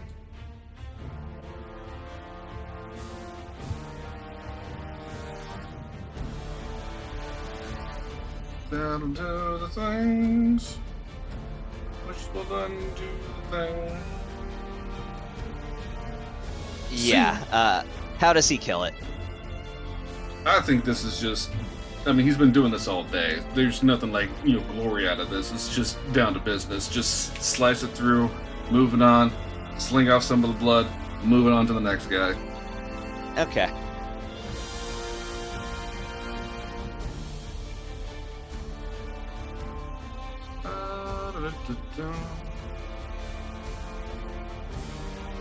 That'll smack it. Tap it. Pop it. Alright, that's 2 hits, so this will be number 3 for him.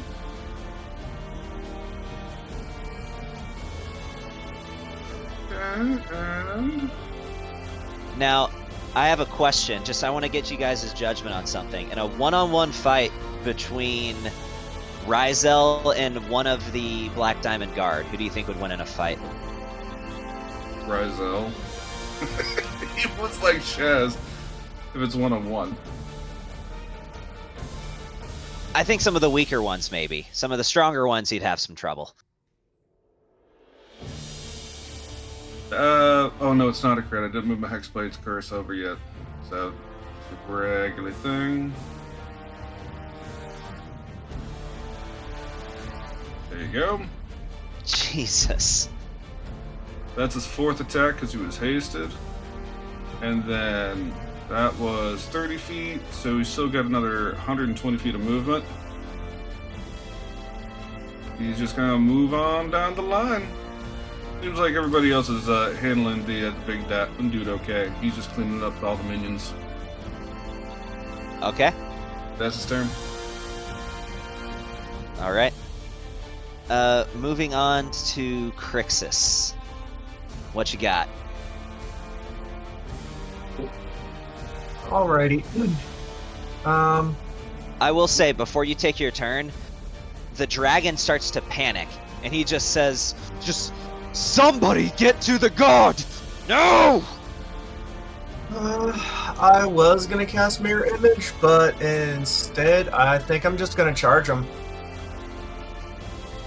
He's 40 feet in the air, right? No, he is on the ground, face down. He is prone. Oh, he's at the still moment. face down? Yeah, Oh, I he guess is he was- prone. Oh, I guess he hasn't had a turn to get back up yet. Yeah, okay. Nope. Yeah, I'm gonna... Wait, does that give me advantage on attacks against him? Melee attacks, yes. Yeah, melee attacks. Okay, that's what I'm going with then. That's what I thought. Okay. Where's my sword? There it is.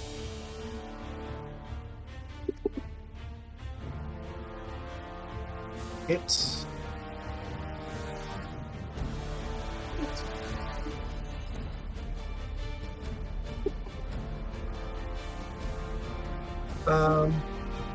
18 damage, and actually, where's my ability? Yeah, I have to confess, the Armor Artificer is probably the one I know the least about. Yeah. Well, so I got that magical tattoo if I can find it. The Blood Fury tattoo, is that it? Yes. Where is it? I just started. Why can't I find that now? It is near the top of your inventory. Oh, it's under inventory. That would be why. I was Yeah. looking under abilities. Okay. Yeah, I forgot where it was at. Alright, and that is an extra 4d6 necrotic damage. Wait, they're undead. Has anybody tried using necrotic damage against them? You have no Rival reason to has, believe that this guy is an undead. Oh, the other ones are just undead. Okay.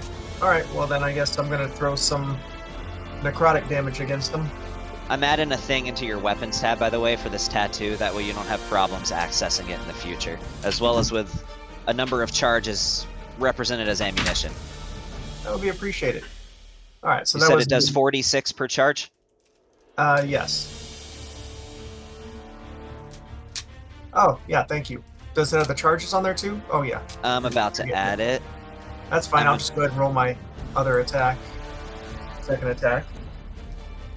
There you go. I just made it a ranged weapon, Okay. and I put in ammunition, the number of charges. I'd Just already need to used get- 2 charges.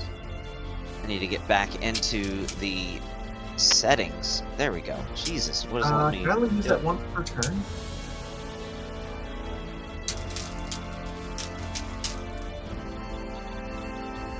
Oh, I regain hit points for that, and I can use actually more than once per turn. It just uses a charge.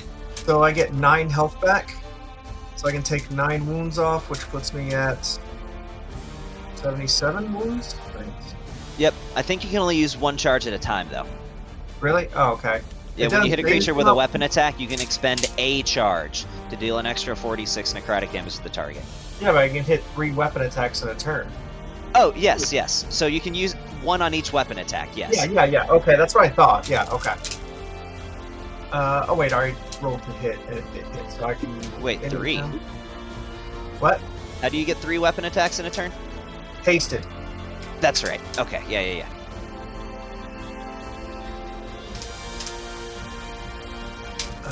That's a really good tattoo. It basically, it's especially good if you like, well, for melee people, because you have essentially your own like divine smite, eldritch smite, some kind of smite. It's my favorite tattoo. High level one, so it's 17, so I can get a little bit more health back from that. Takes me down to 60 wounds. Oh yeah, I'm gonna just heal up through combat. It's gonna use a bunch of my charges, but that's what they're there for. And Just make sure you're marking your charges off. yep, 25 to hit. Alright, marked one of them off, so that's an extra 17 damage. Okay. Yeah, And this then- dude's looking really rough. Do I use? I wonder who's another gonna get the charge? killing blow. I don't know. Maybe I can steal the killing blow. I'm gonna use another charge of it. You're gonna use another charge? Yeah. I'm going ham. Another 9 damage. Because then that just literally heals me up a little bit more. And then that's 2 more charges I gotta add, so that's 4 of my charges. Okay. And yeah, that'll be my turn. All right. It is gonna use one of its legendary actions, and just in a fit of desperation, it just screams, "No, not today!" And it's gonna try to take a bite at you. Okay. It's a dragon, honey. Oh, it has disadvantage though, so I gotta roll again and take the lower. Because he is still prone. Alright, the same thing twice. So that hits. Hold on. I will actually use I think I'll use a reaction for this. Okay, what you gonna use? Wait, don't I have shield? I think you do. I want to say you do. I do have shield, but actually I think I can use one of my armor abilities for this.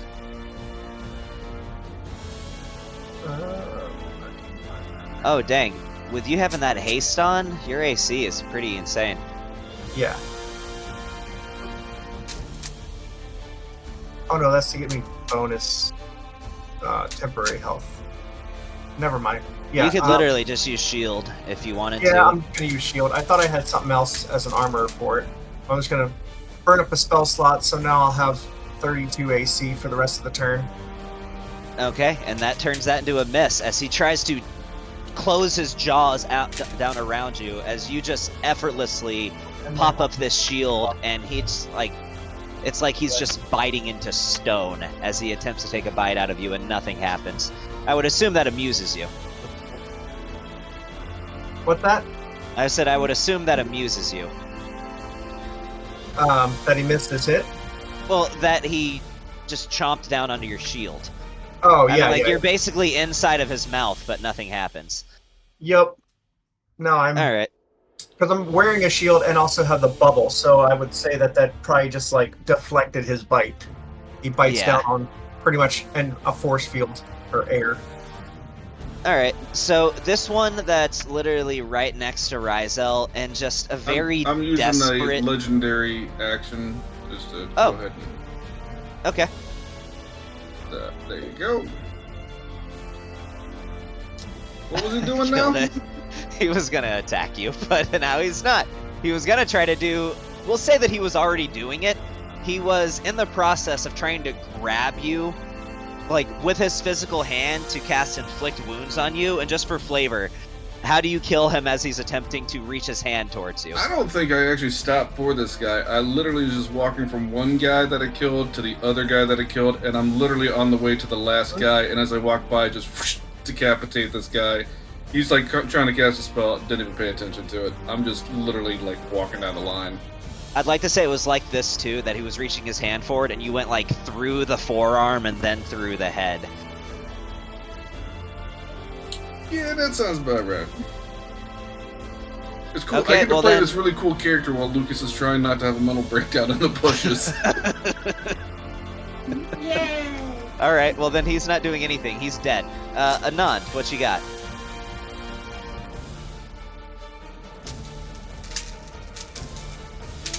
Sorry, I was muted. No worries. All right, but he's dead. Where's the The bad guy's still alive. But, it looks like... The- Are all which of one? the Dracolexi dead? It says, I don't know. Tell me. Are there any living Dracolexi left? What about number 2? Is number 2 still alive? Yes, number 2 is still alive. Okay. He's the only one that's alive. Well, but also Aetherion, the main dragon, is still alive. He looks heavily wounded, but he's still alive. Oh, I thought he was dead. Nope. Is he still prone? Yeah. He hasn't had a turn to get up yet. Does he still have his legendary resistances? Yeah, I don't think we burned through How any many of is them he yet. use? Yeah, so No, you've just put a hurt on him, and that's it. that's pretty dumb. Yeah. Can't do anything cool because I'm like, oh, the moment I do something cool, he's just gonna be like, being a wizard is lame. I don't want to do it anymore. You could just deal damage. You can disintegrate, I'll knock him out. He's got terrible dex, and that just does damage, so he can't use a legendary resistance. Yeah, but he's gonna succeed. Just know, I can feel it in my He's bones. had some crap dex on this dude. And he's prone, so he would have disadvantage on dex You know saves what? anyway. I'll do it. I'll do it. Let's just see if it works. You gonna disintegrate him?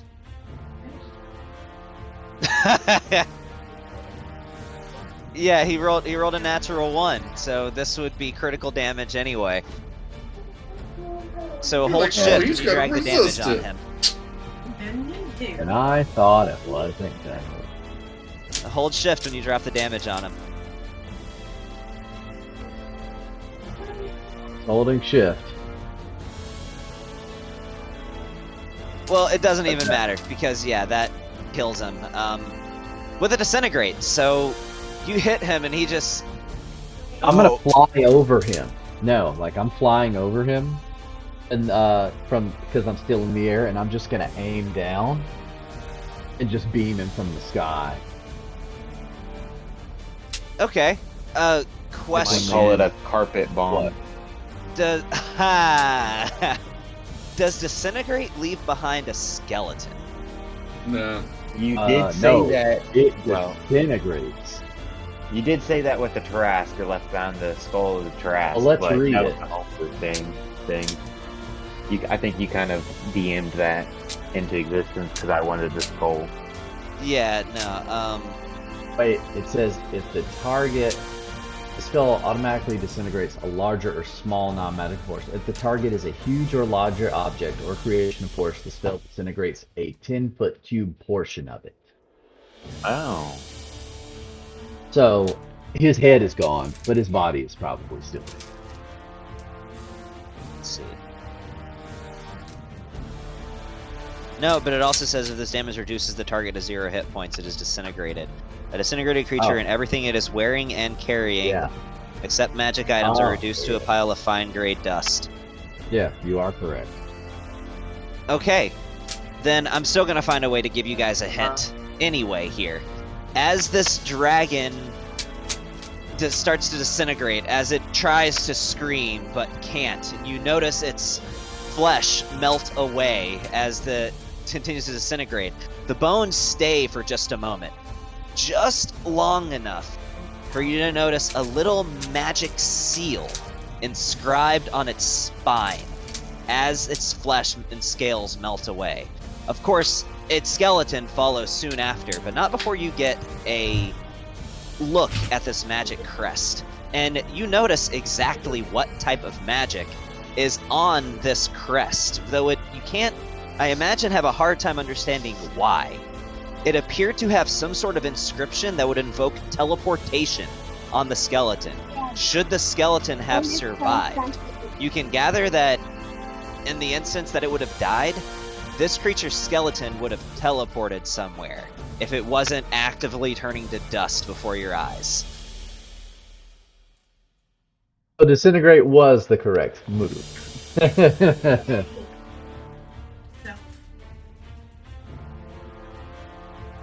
wonder where he was going.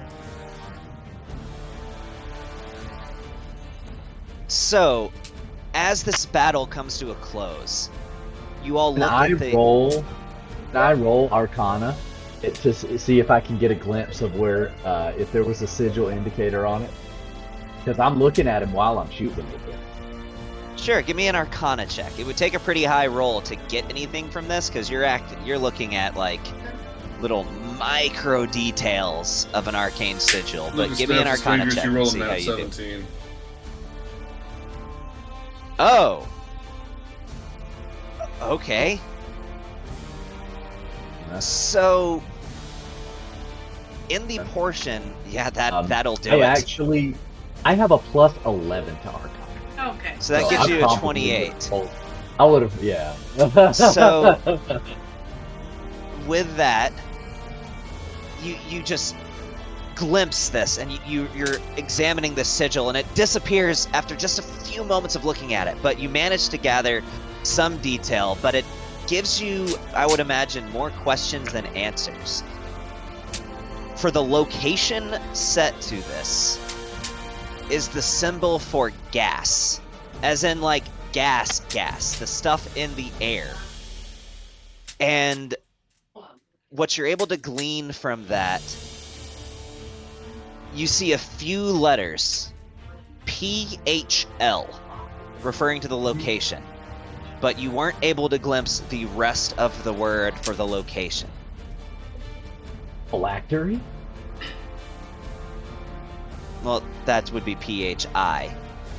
Oh yeah, it would, wouldn't it? But you know you've heard a word that starts with these three letters before, but you just can't quite put your finger on it. It starts with PHL? PHL. For the location of where the skeleton would have gone to. A fancy spelling of flatulence. Philly. Philly, yeah, who would know? Anywhere but Philly.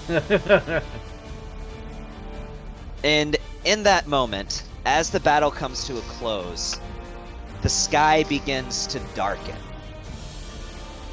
As you hear a thunderous voice, and it says, "People of Alpharesk, today is the day to rejoice.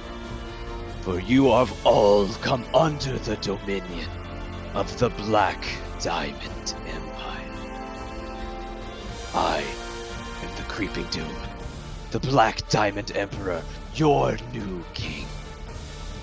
And it is with my great pleasure that I announce it is the day of your reckoning. For you will all be unmade and made into something better. Your bones and your ashes. Part of the greatest army that the cosmos has ever seen.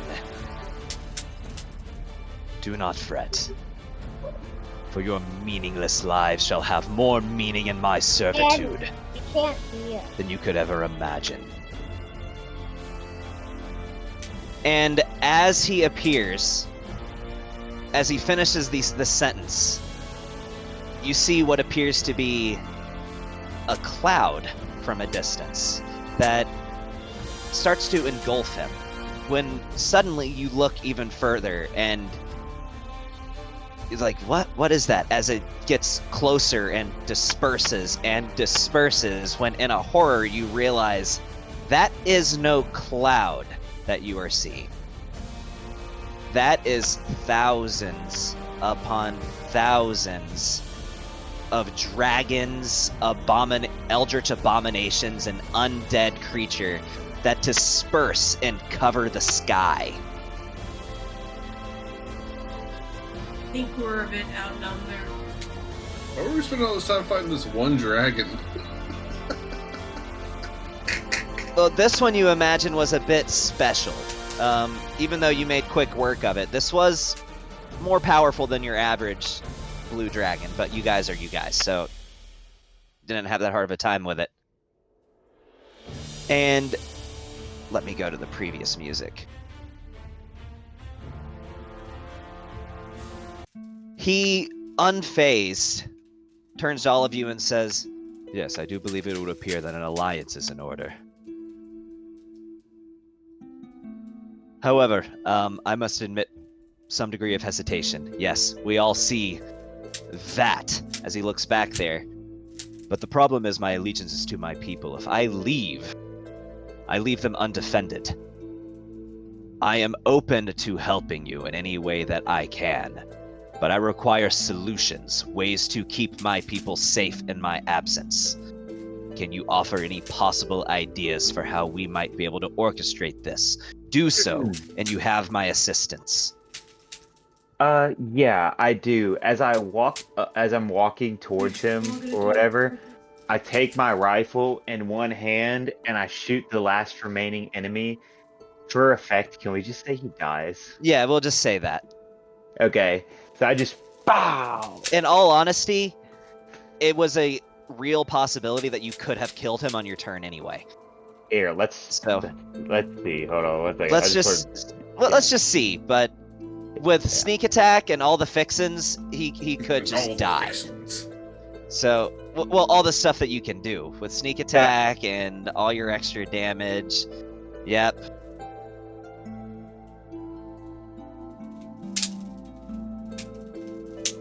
Yeah. And then roll your sneak attack on it. Oof, it's very close. You have another attack, right? Yeah, I do. Okay.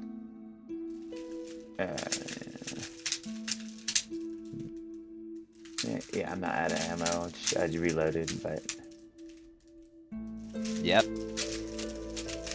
yeah. And I re-roll one of those 4s to be. Never mind. So A 4. He's dead. Okay, He's it's probably got 1 HP. It's got 8 hit points left. Oh He's yeah, dead. he's dead. So Anyway, so yeah. yeah, just the effect. I kind of shoot him. I planted a seed called the Spire Seed. It is, if you do not know this item, it is a magic. If you plant it and wait a month, it grows to be a magical fortress with its own defenses, its own, and now it is even turned sentient. It is supposed to be a base, with my base that us Monthly Crest already have control over. If we want to evacuate your people and move them there for the time being until this war is over, you can rebuild. You can't rebuild if this entire world has been brought to ash. If that disgusting being, disgusting creature gets his way, this world will no longer be here. I understand you would be asking your people to leave their homes, but it is to return again. Says, that is a non-issue at the moment right now. There are certainly greater issues at play. A city is its people, not its buildings. I can agree with you there. Make a persuasion check. Do I have advantage on these? I'm not sure, but it's fine. I've got expertise anyways. And luck points. So. Yeah, I'm gonna use a luck point. Yeah,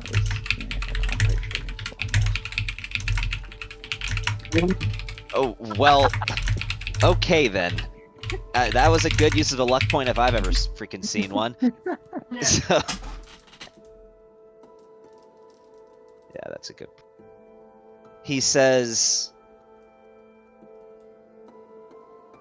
"You will have my assistance again under 2 conditions. The one that you mentioned, that my people will be allowed to stay within this stronghold of yours, and particularly inhabit this tree, so that they may remain safe. Yes. But on the other hand, there are 2 main religions here in this city, and my people need their faith now more than they ever have. The Angel of Death and Elistrae. I wish for you to construct 2 temples, one to each of these deities, so that my people might worship to get themselves through these trying times." Gavin, I would have already built a temple of The Angel of the Death? Angel of Death. Yeah, that would have already been Tell done. him that. Yeah, okay. I was just making it clear when I was saying good sir, the Angel of Death is already built. That is my god, and he will always be my God, and may he protect us all. But also give us the strength to protect ourselves.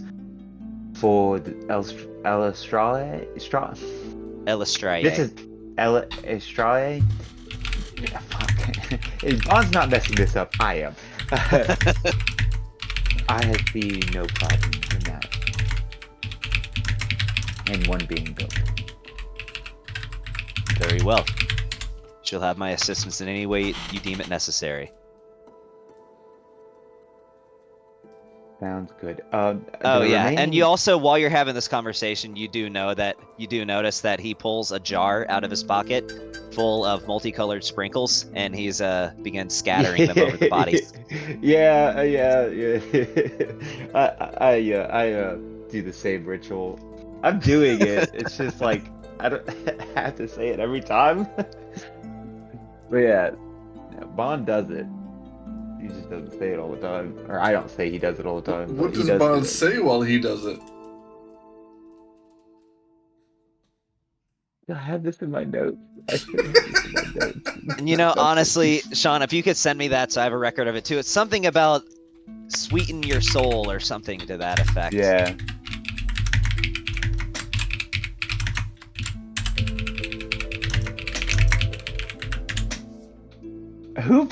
You put in my yeah, there we flaws can die from a power word kill? I did. I did. Okay. I mean, yeah, sure. Yeah, so you hear him somewhere. saying that by the angel may death sweeten your soul. I remembered the sweeten your soul part. And he says to you, well, it certainly gives you great rapport with me, the fact that you've already constructed such a temple to my father. He's done much for my people, and they certainly revere and respect him. As polarizing of a figure as he has been in the past. So as he says that, Bond like jaw When he drops. says my father? Yeah. Bond's jaw drops, but like as it's doing that, he's just kind of like, oh, yeah, fangirling a little bit. A little bit, but he's trying to hide it. Like he's not doing a very good job, but he is trying to hide it. Yeah, of course he is by a deity. Like. Yes, you did know that I am a demigod, correct? It's public knowledge. Yeah, I did know that, but I didn't. Oh, I guess that makes sense since you do follow. Yeah, I don't know he why I knows that. connected. I didn't know why. Okay, Vaughn does know that. Well, I didn't know you were his. Well, I guess to be a demigod, you would have to be a son. God damn it. Yes, I am the Wonderful. progeny Yeah. of the Angel of Death and the former Queen Rowena Dromakil. In fact, just to prove to you that even this is just the appearance that I have chosen, he snaps his fingers, and when he does so, his appearance shifts to that of a changeling. And he snaps his fingers again and swaps back to looking like a drow. Why would that prove anything? Well, because it shows he has changeling DNA. What does that have to do with anything to do with the Angel of Death? Because he was a changeling. No one knows that. Oh. Rowena I thought they never. did. No, Rowena never always, even knew that? Rowena knew it, but she was also Okay. a changeling that hid her identity. There was a whole Yes, reason she I made know. Shads was because he could protect her from it. Like, no one knows that they were changeling except for the inner circle of Shaz's party. Never mind, he doesn't do that then. I forgot that nobody knew that he was a changeling. Just kidding. So- Your powers say to themselves. There's an I entire think underground we- network of changelings that people don't know that they're changelings that he started up. Yeah, I know. Well, there's Scarf, and then the other thing that is a thing in Alarath that most people don't know about. In fact, almost nobody knows about. But yeah. So he says, so you will have my blade. With that being said, I feel as though my best place would be on the front lines. Agreed. Yeah. And if that's any indication, it is likely we will still need more allies. I will Yes, assist that in the is- war effort however I can. You continue what you are doing. Might I suggest a good place to start would be with the Order of the Watchers, though it has come to my authority as he looks at the High Argonaut that you also have a dossier of relevant allies that you could seek out as well. Yes. We do indeed. And one of those we will be going to go search for momentarily. Who are you guys going to go search for next? Are you going to go to the artificer chick that has the group of outriders, or are you going to go to the Order of the Watchers? I think my vote is Outriders. I think we go that. You're the close Outriders. by. It would be the closest. Yeah. But Yeah, I would say Outriders. Well, anything is close if we want it to be. well, Are we that's taking true. Are we taking a short rest first? You can if you want to, but in the day it is currently 2 p.m. We'll say 2:30 by this point, so you take a short rest. That makes it 3:30. You With said a that being long said, rest? if you wanted to, no, you can't get a long rest yet. It's early afternoon. I told them early on in this session that when it comes to resource management, keep in mind this might be a long day. It might be a while before you get another long rest.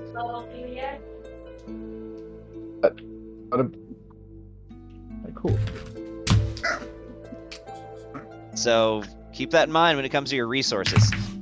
However, one thing you can do is you can get a short rest while you're driving, but I don't know if you have your car with you. Oh yeah, no. Fuck. We teleported here. We didn't even go back to the keep. Fuck. All right. Well. You could technically go back to the keep if you want to just to remind you guys of the geography here. The keep is Yeah. actually closer to the wild plains than where you are right now. And the wild plains is where these outriders are. Arclight Regalia is their name. So Yeah, you we're could go to the going- keep, grab the car, and drive.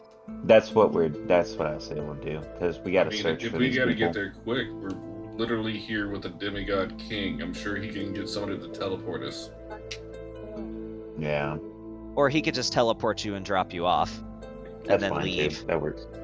Here, Crixus, as I hand him 2 greater healing potions. Oh. Well, there you go. Are they action or bonus action? We're not even in combat, dude. Oh, okay. Well. Yeah. All right. Wait, whenever I attacked... Oh, I never hit you, I don't think. Did I, Lee? Not in that that fight? round. Okay. I'm also going to use my second wind to heal up a little bit too. Okay. And then where are those potions at? I didn't see them. I didn't drop them, and here, hold Can you just tell on. me what the healing is, and I can just add it. Let me see. I don't have the greater. Oh yeah, I do right here. Okay. So it is a 4d4 plus 4. Here, I'll drop the item in the chat. There you go. I just roll that. And 8 plus 4, so another 12 healing I can add Yeah. on there. Yeah. All right, feeling much better now. Like 10 times better. Like, a lot better, yeah. Yeah. From having 100 wounds to 30 wounds, I just look a little scratched up, dented. Armor's looking kind of rough still. Huh?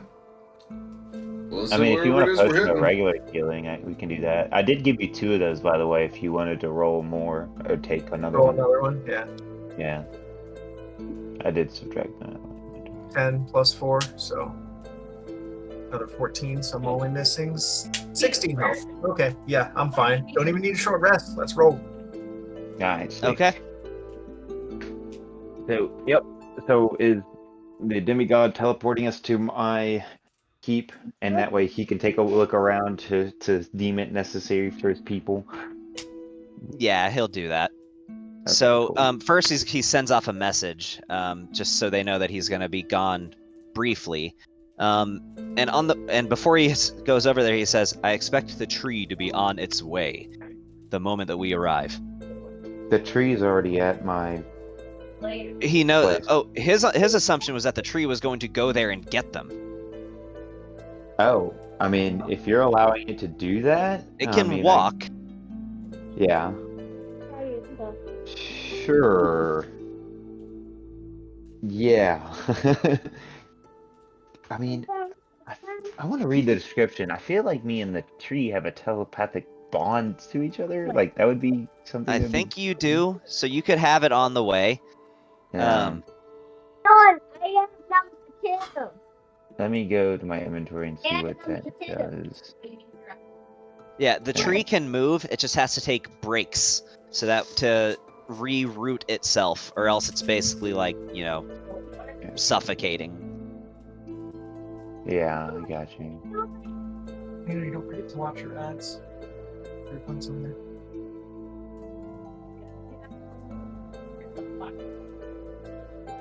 But no, we'll just say it happens. So he Okay, teleports cool. you over there to your keep, and Okay, you are you're there.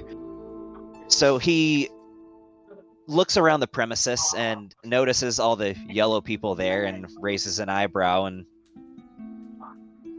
seems you've already taken in some refugees.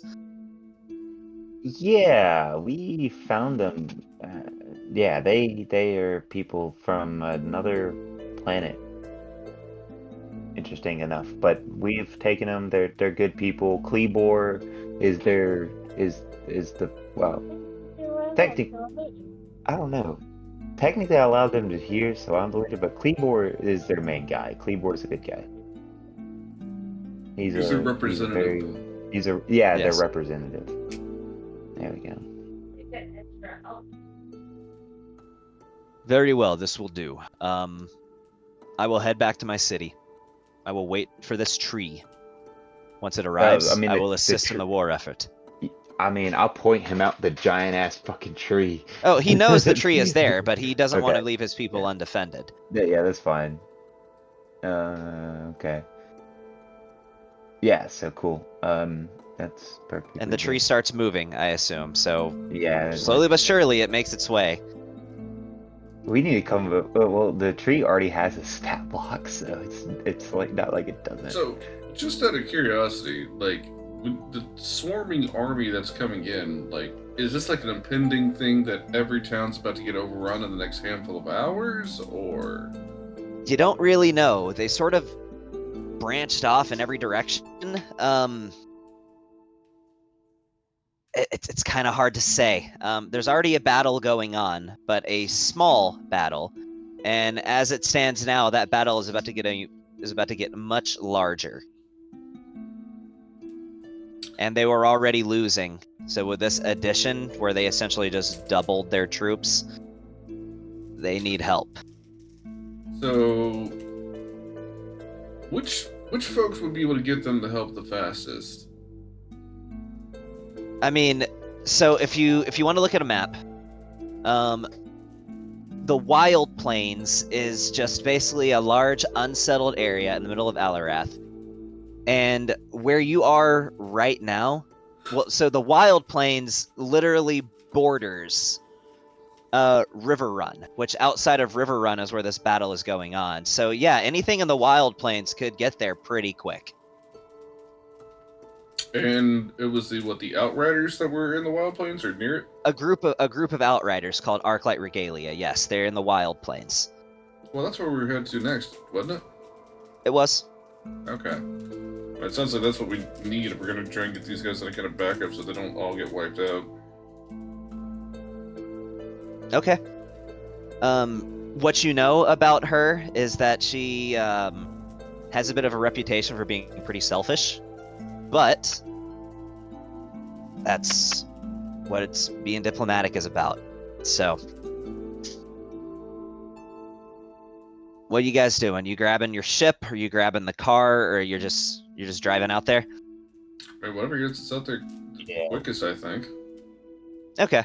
So the clues that you've been given into finding them, because the Wild Plains is pretty big, is they're typically located in about the southeastern region of the Wild Plains, and they're just a very large group of vehicles that travel. We're talking over 1,000 of them. So not really all that hard to find. They tend to leave a lot of noise everywhere they go. So, okay, I assume you all get in the car and start driving that direction. And it only takes you about, we'll say, maybe an hour to get to the edge of the wild plains. And it doesn't take you long to have a bit of a clue as to where they might be, as you see a giant dust cloud that's being kicked up into the air, heading, it appears to be almost directly towards you, kind of towards you and towards an angle. But the roar of engines and wild shouts, as essentially this is Mad Max out in the middle of here. As a large group of a large tribe of roaming vehicles comes into view. God, just be safe. But show dominance. Run him off the road. Many of these vehicles are tanks. And actually, you don't really even have to seek them out. Because you see one man pop his head out of the top of a vehicle as he's wearing like a spiked mask, like literally like picture Borderlands, as he points over at you and, "Hey! Over there!" As they all immediately turn on a dime and just woo-hoo! As they just swarm in your direction, as very quickly you're overwhelmed and surrounded by these vehicles. You know who I want to keep an eye out for here, because it feels like this might have been somewhere he might have ended up at? Karsten Fierro. Oh, yeah. Yeah, you can keep an eye out for him. Yeah, I feel that this might be where if he was going to end up anywhere, this might have been where he might have gone. Right? Okay. All the freedom that he wants out here in vehicular manslaughter town, so... So, jumping from, as they approach, this orc gets out of one of these tanks and just kind of vaults over the side. And he slowly approaches you, just like twirling a spiked mace as he comes closer, just sauntering over very casually. And he's like, "You can get out of the vehicle now and go ahead and just go hand over your purse."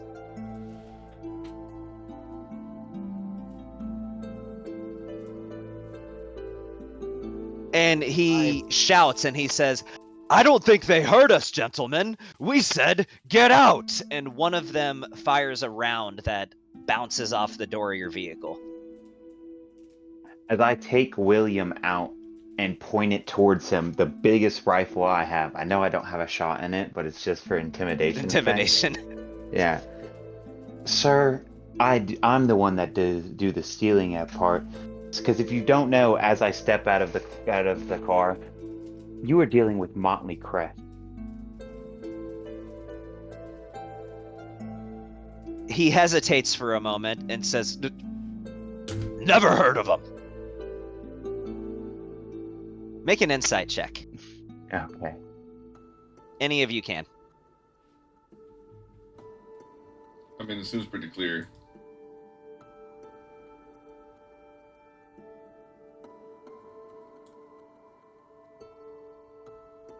Yeah, he has 100% heard of you. Damn, a 33 for insight. Yeah, no, he has 100% heard of you. He's bluffing badly. He says, "But say you were a member of this. Say you were this legendary party of adventurers. Why are you here now? Shouldn't you be in battle?" As he points towards the obvious skirmish occurring miles off in the distance. The cool thing about being legendary or powerful is we can do whatever we want to do and not answer to people like you. He starts to reach for his pistol on his hip before you hear a female voice, and she says, "Mokrov, that won't be necessary." As you see a tank near the back completely opens up, revealing what looks like to be a makeshift throne. Sitting on this throne is what looks to be a very petite female, about 5'2", kind of a slender physique. She's wearing like a blue leather, like corset style crop top. and has like a black leather vest that goes down to about mid-waist level. You see she's got a tattoo across her chest and across her lower stomach. She is carrying what appears to be a staff of power across her back. And in an X fashion, she has a dwarven thrower going the other way. She also is carrying what looks to be a very large caliber pistol strapped to her hip, and she is very clearly a shifter, which are also oftentimes called beast folk. She looks otherwise human, aside from the fact that she has long flowing blonde hair and a set of fox ears that match her hair color. In addition to that, she has a long bushy tail, which is again very fox-like. And aside from those features, as well as sort of bestial eyes and claws, she looks otherwise human, and she's actually quite beautiful. She looks to be in about her early 20s. Early to mid 20s or so. Anon says, "Mommy," under his breath. So she steps out and says, "Well, I can only assume you're here for me." And then she notices the Dark Sun's insignia on Bond's armor or cloak or whatever. She says, and she like kind of bites her finger for a second, and she's like, "Well, the plot thickens, doesn't it?" I'm sure you already know this, but I am Ayla Briggs. Undoubtedly, I am the one that you are here to see, though I cannot imagine why. If you've heard about me at all, clearly you should know that all this, as she kind of dramatically points into the air, yeah, we want nothing to do with any of that. But if you'll just kindly pay a fee, you know, for my time, after all, I am a very busy woman, then I will let you go about on your way, and we can pretend this never happened. So you're gonna look at what's going on here and act like this has nothing to do with you? Like this has nothing to do with every person that lives in this world? Act like that isn't going and coming for all of us to turn us all into dust? To conquer every single people here? We've met people from other worlds that he's conquered. There's nothing left of them. If we don't have every person, almost every person on this planet helping in the war efforts, there's a good chance we lose this. So you're saying this has nothing to do? You're saying you want to lose all your people to that? You're saying that if we fall in combat, that y'all are going to be able to hold them off by yourselves? She looks you up and down and starts walking closer to you again, and she says, "You speak so boldly with hundreds of guns trained on you. I like you," as she just kind of like wags her finger in your direction. And she continues walking close to you, and she gets beside you and throws an arm around your shoulder and says, "So let's say you're right. After all, history is reserved for the bold, is it not? What's to say I don't wait till the very end? Let you wipe each other out. Revel in the chaos of all of it, in the never-ending expanse, in the wasteland that's left behind. What's to say that I don't reap the benefits of what's left in your wake?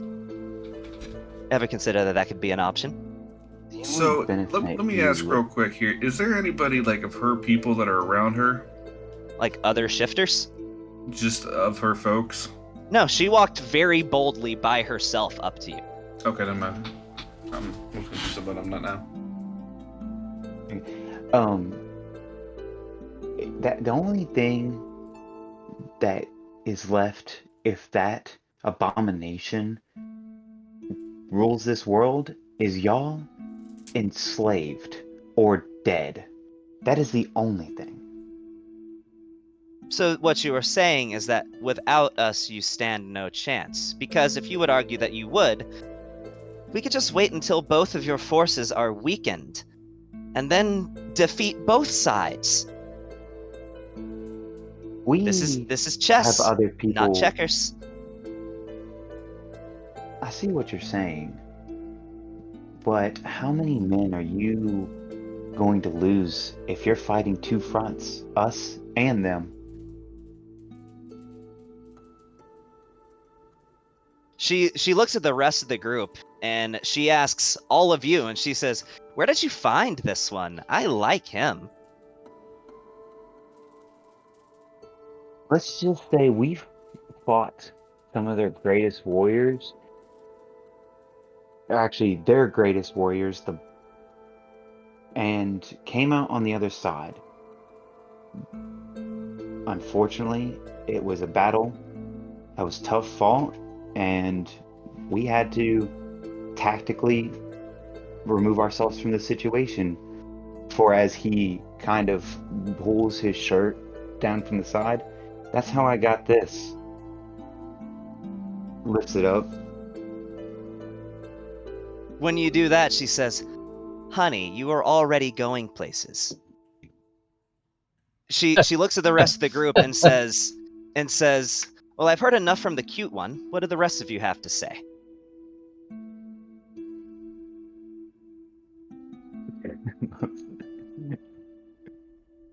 As she gives you a little wink. Lucas is just like two dark, glowing red eyes under a shadowed hat. No. Oh, oh no. I've got Mr. Pimples. He's my little what would you call it? Animal companion here holding it. He's my therapy cat at the moment. She looks at the rest of you and says, "Out with it. I mean, I love a man that commands authority, but surely he doesn't speak for all of you."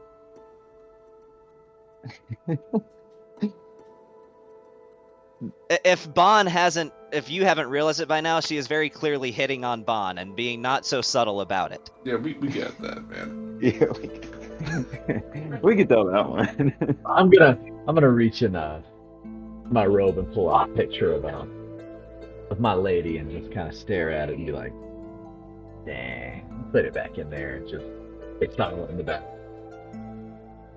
She looks at you again, Bon, and she sees the rifle on your back. She says, "What's that, about 4-foot barrel, 48 caliber?" Why, yes, you do know your weapons, or your firearms quite well, do you? And says, "Let's go for a drive. Pick a friend to bring with you." I hear you pack other things aside from powder. You know what? He goes to Lucas and he's like, "I would, buddy, but you're kind of in a bad spot." Yeah, that's fair. You're kind of in a. You're definitely gonna ruin the mood. Molly would be a good one. You know what, Anand? How about you? Come on. What do you want me to do? I mean, we're just gonna. I guess we're just We're gonna. gonna go have for a ride. conversation. And I will even allow you to drive. She points at you, Bon, and says, "Here, right this way. It's my newest construction, actually." And she leads you past some of these vehicles to another clearing where you see this car, but it has wings attached to it, almost like a jet. And she was like, "You simply pull up to go down and push down to go up. Why don't you give it a try?" Oh, Ooh. that already looks cool with the Bond's car. Wow. Thanks, Anand. I will say this vehicle looks like it's got pieces from about 8 other vehicles. This is not a standard model construction. This is something that she has built piece by piece. This is definitely giving me Borderlands like. That's what I was going Yeah, for. I was thinking the same thing. That's what I was going for. Cool. So she sits in the passenger seat, lets you get in the driver's seat, and she literally puts her arm around you again as she's like getting very close. Like, okay, so this is the thrusters, and oh, that's the ignition right there. Oh yeah. Great. And as Anand's taking in the sights, kind of like noticing she's Just there, a very but just awkward third wheel. yeah, amazed by the craftsman. Like he's admiring the craftsman work of the vehicle. Are you stroking the gear shaft? Yeah, fun might start. I'm just gonna cast invisibility on myself in the back seat. Awkward. Not even here. So yeah, I mean, you turning the ignition, it immediately starts to just hover about 5 feet off the ground as soon as you crank it on. Okay. And as you push forward, it just goes. Following her instructions, you can arc it down to go up, arc it up to go down, and it actually is pretty user-friendly. She says, and so as it takes off, she says, so tell me a little bit about yourself, Bon. Where did you come from?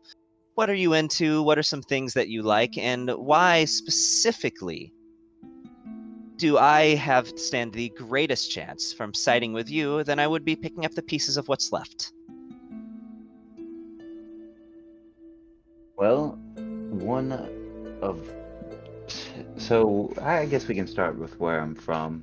So I spent my days out in the sea as a pirate. I found myself actually traveling through a storm and picked up by these pirates as a kid. Yes, I was, you know what? In true honesty and trust, and to hopefully you count this to our conversation and your consideration, in all honesty and trust, I was sent here from, it was the future. I was sent here from the future as my world was getting destroyed, and we're talking spatial travel here. We're talking energy weapons. We're talking some high mechanical stuff way beyond what we have now. She just has a look of fascination on your head as soon as you started describing technology. As much as she puts up a tough front, you're realizing she is a total nerd when it comes to this type of stuff. And one of my goals in life is to I want to make it to where I can put my body, not my body, my mind into almost like a construct. So I'm still here. I still have all my things, all my abilities, and all my knowledge. But I essentially, as long as I do not run out of power... You speak of functional immortality. Yes. Color me intrigued. I plan to download my consciousness to technology. She is very intrigued. You can tell. That way, I can help build the world to getting to these energy weapons and this high technology. I would like to see that technology advance throughout time. She says, if I help you, if you're successful, could you do that for me? That is, yeah, if you would like to help in the process, we could do it together. She says, well, I thought this would be a much longer flight. If you'd go ahead and turn it around. She says, you shall have our assistance in the war effort. Wonderful. As I try to do some tricks in this thing, and like just a quick, like I just want to do, if I have to do a vehicle handling check, that's fine. I just want to do. Yeah, give me a vehicle handling check. Okay, that's you said intelligence for that one, and you said I have proficiency. Yes, that would be with that? intelligence, and you do have proficiency. Proficiency, so it'd be considered an intelligence saving throw, but then add proficiency if I'm not. Oh. Yeah, intelligence saving throw and add, I think 6 at this point. So I think it's actually I already have a proficiency intelligence.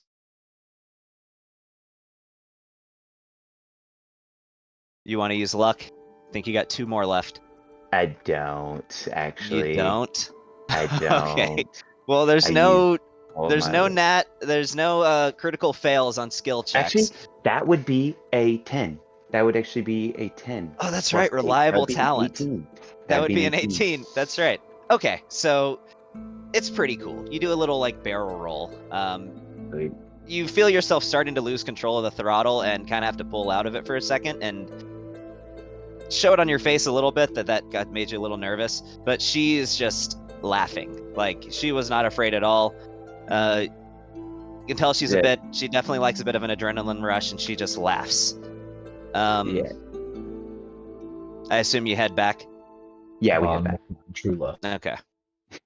So you land before your party, and as you step out, she says to them, "We've come to an agreement. You will have our help.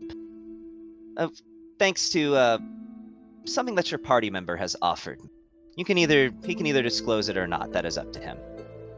And she says, "Oh, and Bon, one more thing." Yes.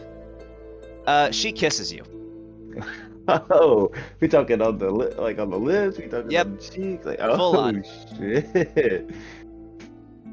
No. And all of you are there to see it happen. It's right in front of you. You all see it happen. Yeah. Bond kind of accepts it. It's like, okay. And Sure. afterwards, she says, "I sense a great partnership over the horizon for us." Yes. As long as you don't, well, I guess in the form of honesty, if y'all would like to go to the first place, I mean, my keep, well, I guess Motley Crest's keep, sorry, I do have to keep on, is actually over that way. I eventually plan on turning it into a full-blown city, so it's that vein. But there's also, obviously, your person said there's a skirmish over there, so if y'all want to just have some fun, you can join that skirmish. Looks like fun. But who would I tell them to report into, I guess, or just, I don't know how this works. So probably the High Queen, honestly, would be the person to send word to, and you would have the ability to do that, namely just because of who is in your presence. I mean, Yeah. If y'all don't mind working with the High Queen. under one condition. I have to add another little clause to our deal. If we are working with a High Queen, we've committed quite a few things that might not be exactly legal. I would ask that you would do everything in your power to convince the High Queen to give us a pardon. I will do everything of my ability to convince her to pardon you. Very well then. Send word. We'll head way. Will do. I would honestly strongly advise the sending word part, though. As I'm sure you've noticed, we're not exactly quiet. Yeah. It was quite easy to find y'all, which was great. I did enjoy our conversation. Oh, I certainly did, and I look forward to our next one. And again, great partnership we have waiting for us in the future. Maybe I'll help you in this city building endeavor of yours. That would be great. I would ask, well, we'll talk about that later. And she gives you a little wink and like a little wave bye and turns around and walks back to her vehicle. Hey, I have a question. What's that? While I was hanging out, while they went off on their little escapade, this chick had like a gun, a glaive, a staff of power. Like, it sounds A like dwarven thrower? Yeah, it sounds like they collect a bunch of stuff, with the Franken vehicles and whatnot too. How much stuff do they have? Like, what's going on that they've got available here? I mean, you would imagine a lot, but the reason for those sorts of armaments actually is just to take advantage of the fact that artificers can attune to anything. I mean, she's attuned to a staff that's is not for artificers, and she's attuned to a hammer that's only for dwarves. But just because she's an artificer, she can use all of it. No, I guess it was also just a question of like. But yes, else they they have got? looted a lot of things. These are essentially bandits. Yeah, She is as chaotic neutral as chaotic neutral comes. While we're here with them, I didn't know if there was like anything else that might be available that might be worthwhile for us to look into. You could ask her about it. So before she, oh, sorry. If you go ahead, Lucas, if you wanted to ask her about something. I'll mention it to Bond. Yeah, that. Lucas, you were saying something. I imagine Bond is just on cloud 9 at this point. Pretty good. Yeah, I think just that. You just. I'll send you the picture of what she looks like, Bond, just so you can picture it. Okay. This cool. was I made it with AI. Oh, sweet. So, what was it that you wanted, Lucas? It just seems like they have a lot here. It might be worthwhile to see if we're going to be working with them, if they have anything that they might not mind parting with. Especially with all these fancy gizmos and gadgets that they happen to have available. Maybe you might even find some better kinds of bullets. Oh, yes, indeed. You might be right. So, if we are sharing adventure, and I before she kind of walked off, I kind of, I do. As have you a grab her question. attention, she turns and raises an eyebrow. Yes. I do have a question, a couple too, actually. So, and I also do want to show you something. So I made these specialty bullets as I pull out a C4 bullet. They explode on impact, dealing an extra bit of fire power. Oh, that sounds interesting. And I flick one over to her. I can teach you how to build those, or you can destruct it and learn how to build it yourself. And another thing, is there anything y'all have or are willing to part with to help maybe me build more stuff? Like I have a whole workshop at the keep. I mean, she says, what do you have in mind? She walks over to her car and says, you mean like this? And she shows like a gun spear, or this, and she pulls out a minigun, or this, and she pulls out a rocket launcher. What is it exactly that you had in mind? Very nice, yes. I'm gonna just go and pop up a detect magic so we can just see if there's anything like magic that sticks out. Let me roll. Let me see. While you're doing that, I also have to Got me ask, improv in here. I'd also like to ask her what happened between her and the Dark Suns.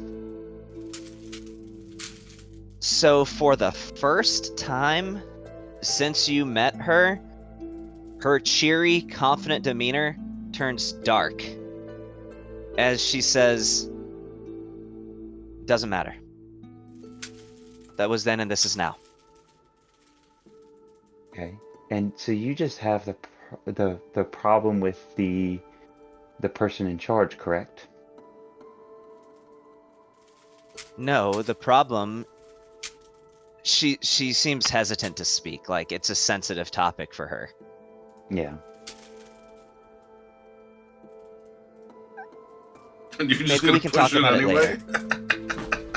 She says, maybe we can talk about it later. It has to do with what I did before the Dark Suns and what they wanted me to do after joining. And that's the most I want to elaborate on it now. Okay. Okay, that's fine. And well, I just this stays between me and you. I plan on becoming the what is is it she commander or is Yeah, she Commander. I plan on becoming the commander of the Dark Suns and reworking that entire system. Kind of reworking that entire system. She says, well, if I can make a suggestion, Yes. if that ever happens, sever connections with the Desert Ruby. That's all I'm going to request. Interesting. I will look more into that. That's And, the cringiest session we had at Campaign 1. Hey, well, y'all just stop like being addicted. Okay. No, that was over. That wasn't the Desert Ruby. That was over in the Fire Genasi town. Yeah, but wouldn't that what the name of the place was? No, the Desert Ruby is a brothel that's owned by the Dark Suns that used to be part of the House of Chance, but when the Dark Suns took over the House of Chance, as in the events that you know of, it fell under the umbrella of the Dark Suns. Oh. Got it. Okay. So Hey, we sorry. send. Sorry, go We're ahead. about to No. end it. Oh, okay. You're okay. Good. Cool. So if you have to head out, then no worries. We probably got 5 minutes left. I can hang around for 5 minutes. That's fine. Okay. Well, did my detect magic pop anything? Any It neat did. Stuff? You certainly did. So what did my D100 roll? Oh, didn't. Oh, it rolled a 2. We'll wrapping things up. That and also, did I see Mr. Fiero around? Give me a perception check. Why? It's right now. You're just figuring out if this guy even exists here or not. Check the pH tomorrow. No, just give me a perception check. Okay. Oh, it's almost a nat 20, but 15. Which I might need to just this. There is one vehicle specifically that does stand out, and you recognize that it is from hell. I will point that out to Bond. Okay. Oh, you have that gentleman among your people. So, unfortunately, as far as items that they might have, I rolled pretty poorly. So, as far as what you might get, it's only rare quality things that we're When looking am I at. ever going to find this +3 blood vial? So she says, I mean, our supplies are quite numerous. We would need most of it, but do you have anything specific in mind, or you just want me to grab something and see if it's something you like? Oh, well, I'll do it. Oh, okay. Do you have any like special ammunition type like these, or no? Perhaps.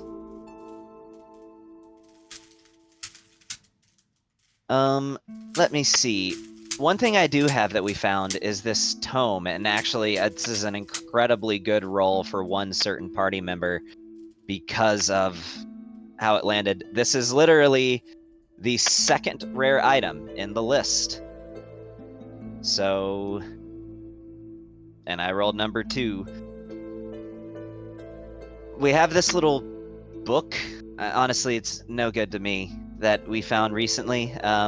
As far as special ammunition, I mean, yes, we have plenty of ammunition. Specialized, however, we don't really have much time to make specialized ammunition because we just simply have to construct so much of it. Yeah, no, honestly, with those, if you have blueprints or can make blueprints of anything, I can reconstruct and make them. Information is always great. If we can make copies of those blueprints or anything like that. I do Yeah, have these walloping bullets, if you would be Oh. interested. Basically, it's just, I think I've heard of those. yeah, I'm Yeah. upping Used the to have saving throw walloping to, arrows, to yeah.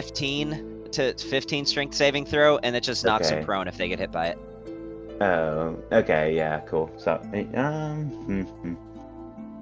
sure, I will graciously take those. You are very kind.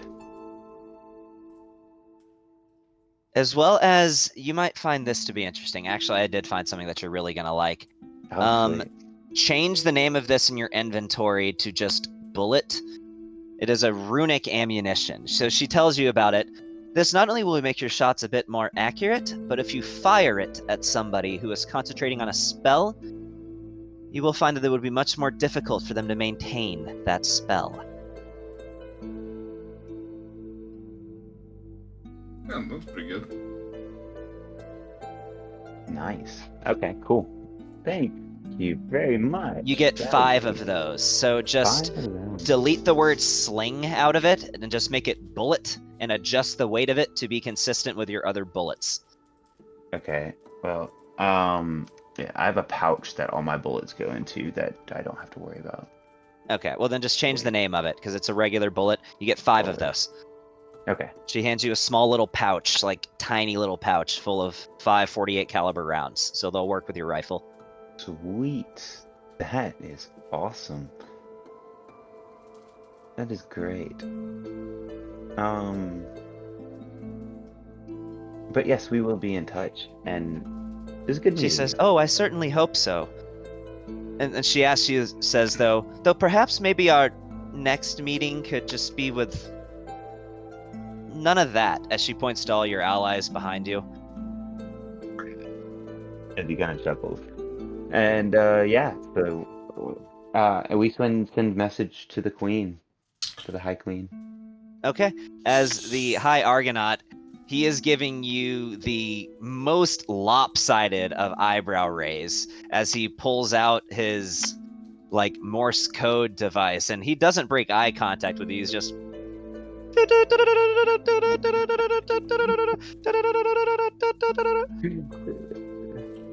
the request has been sent.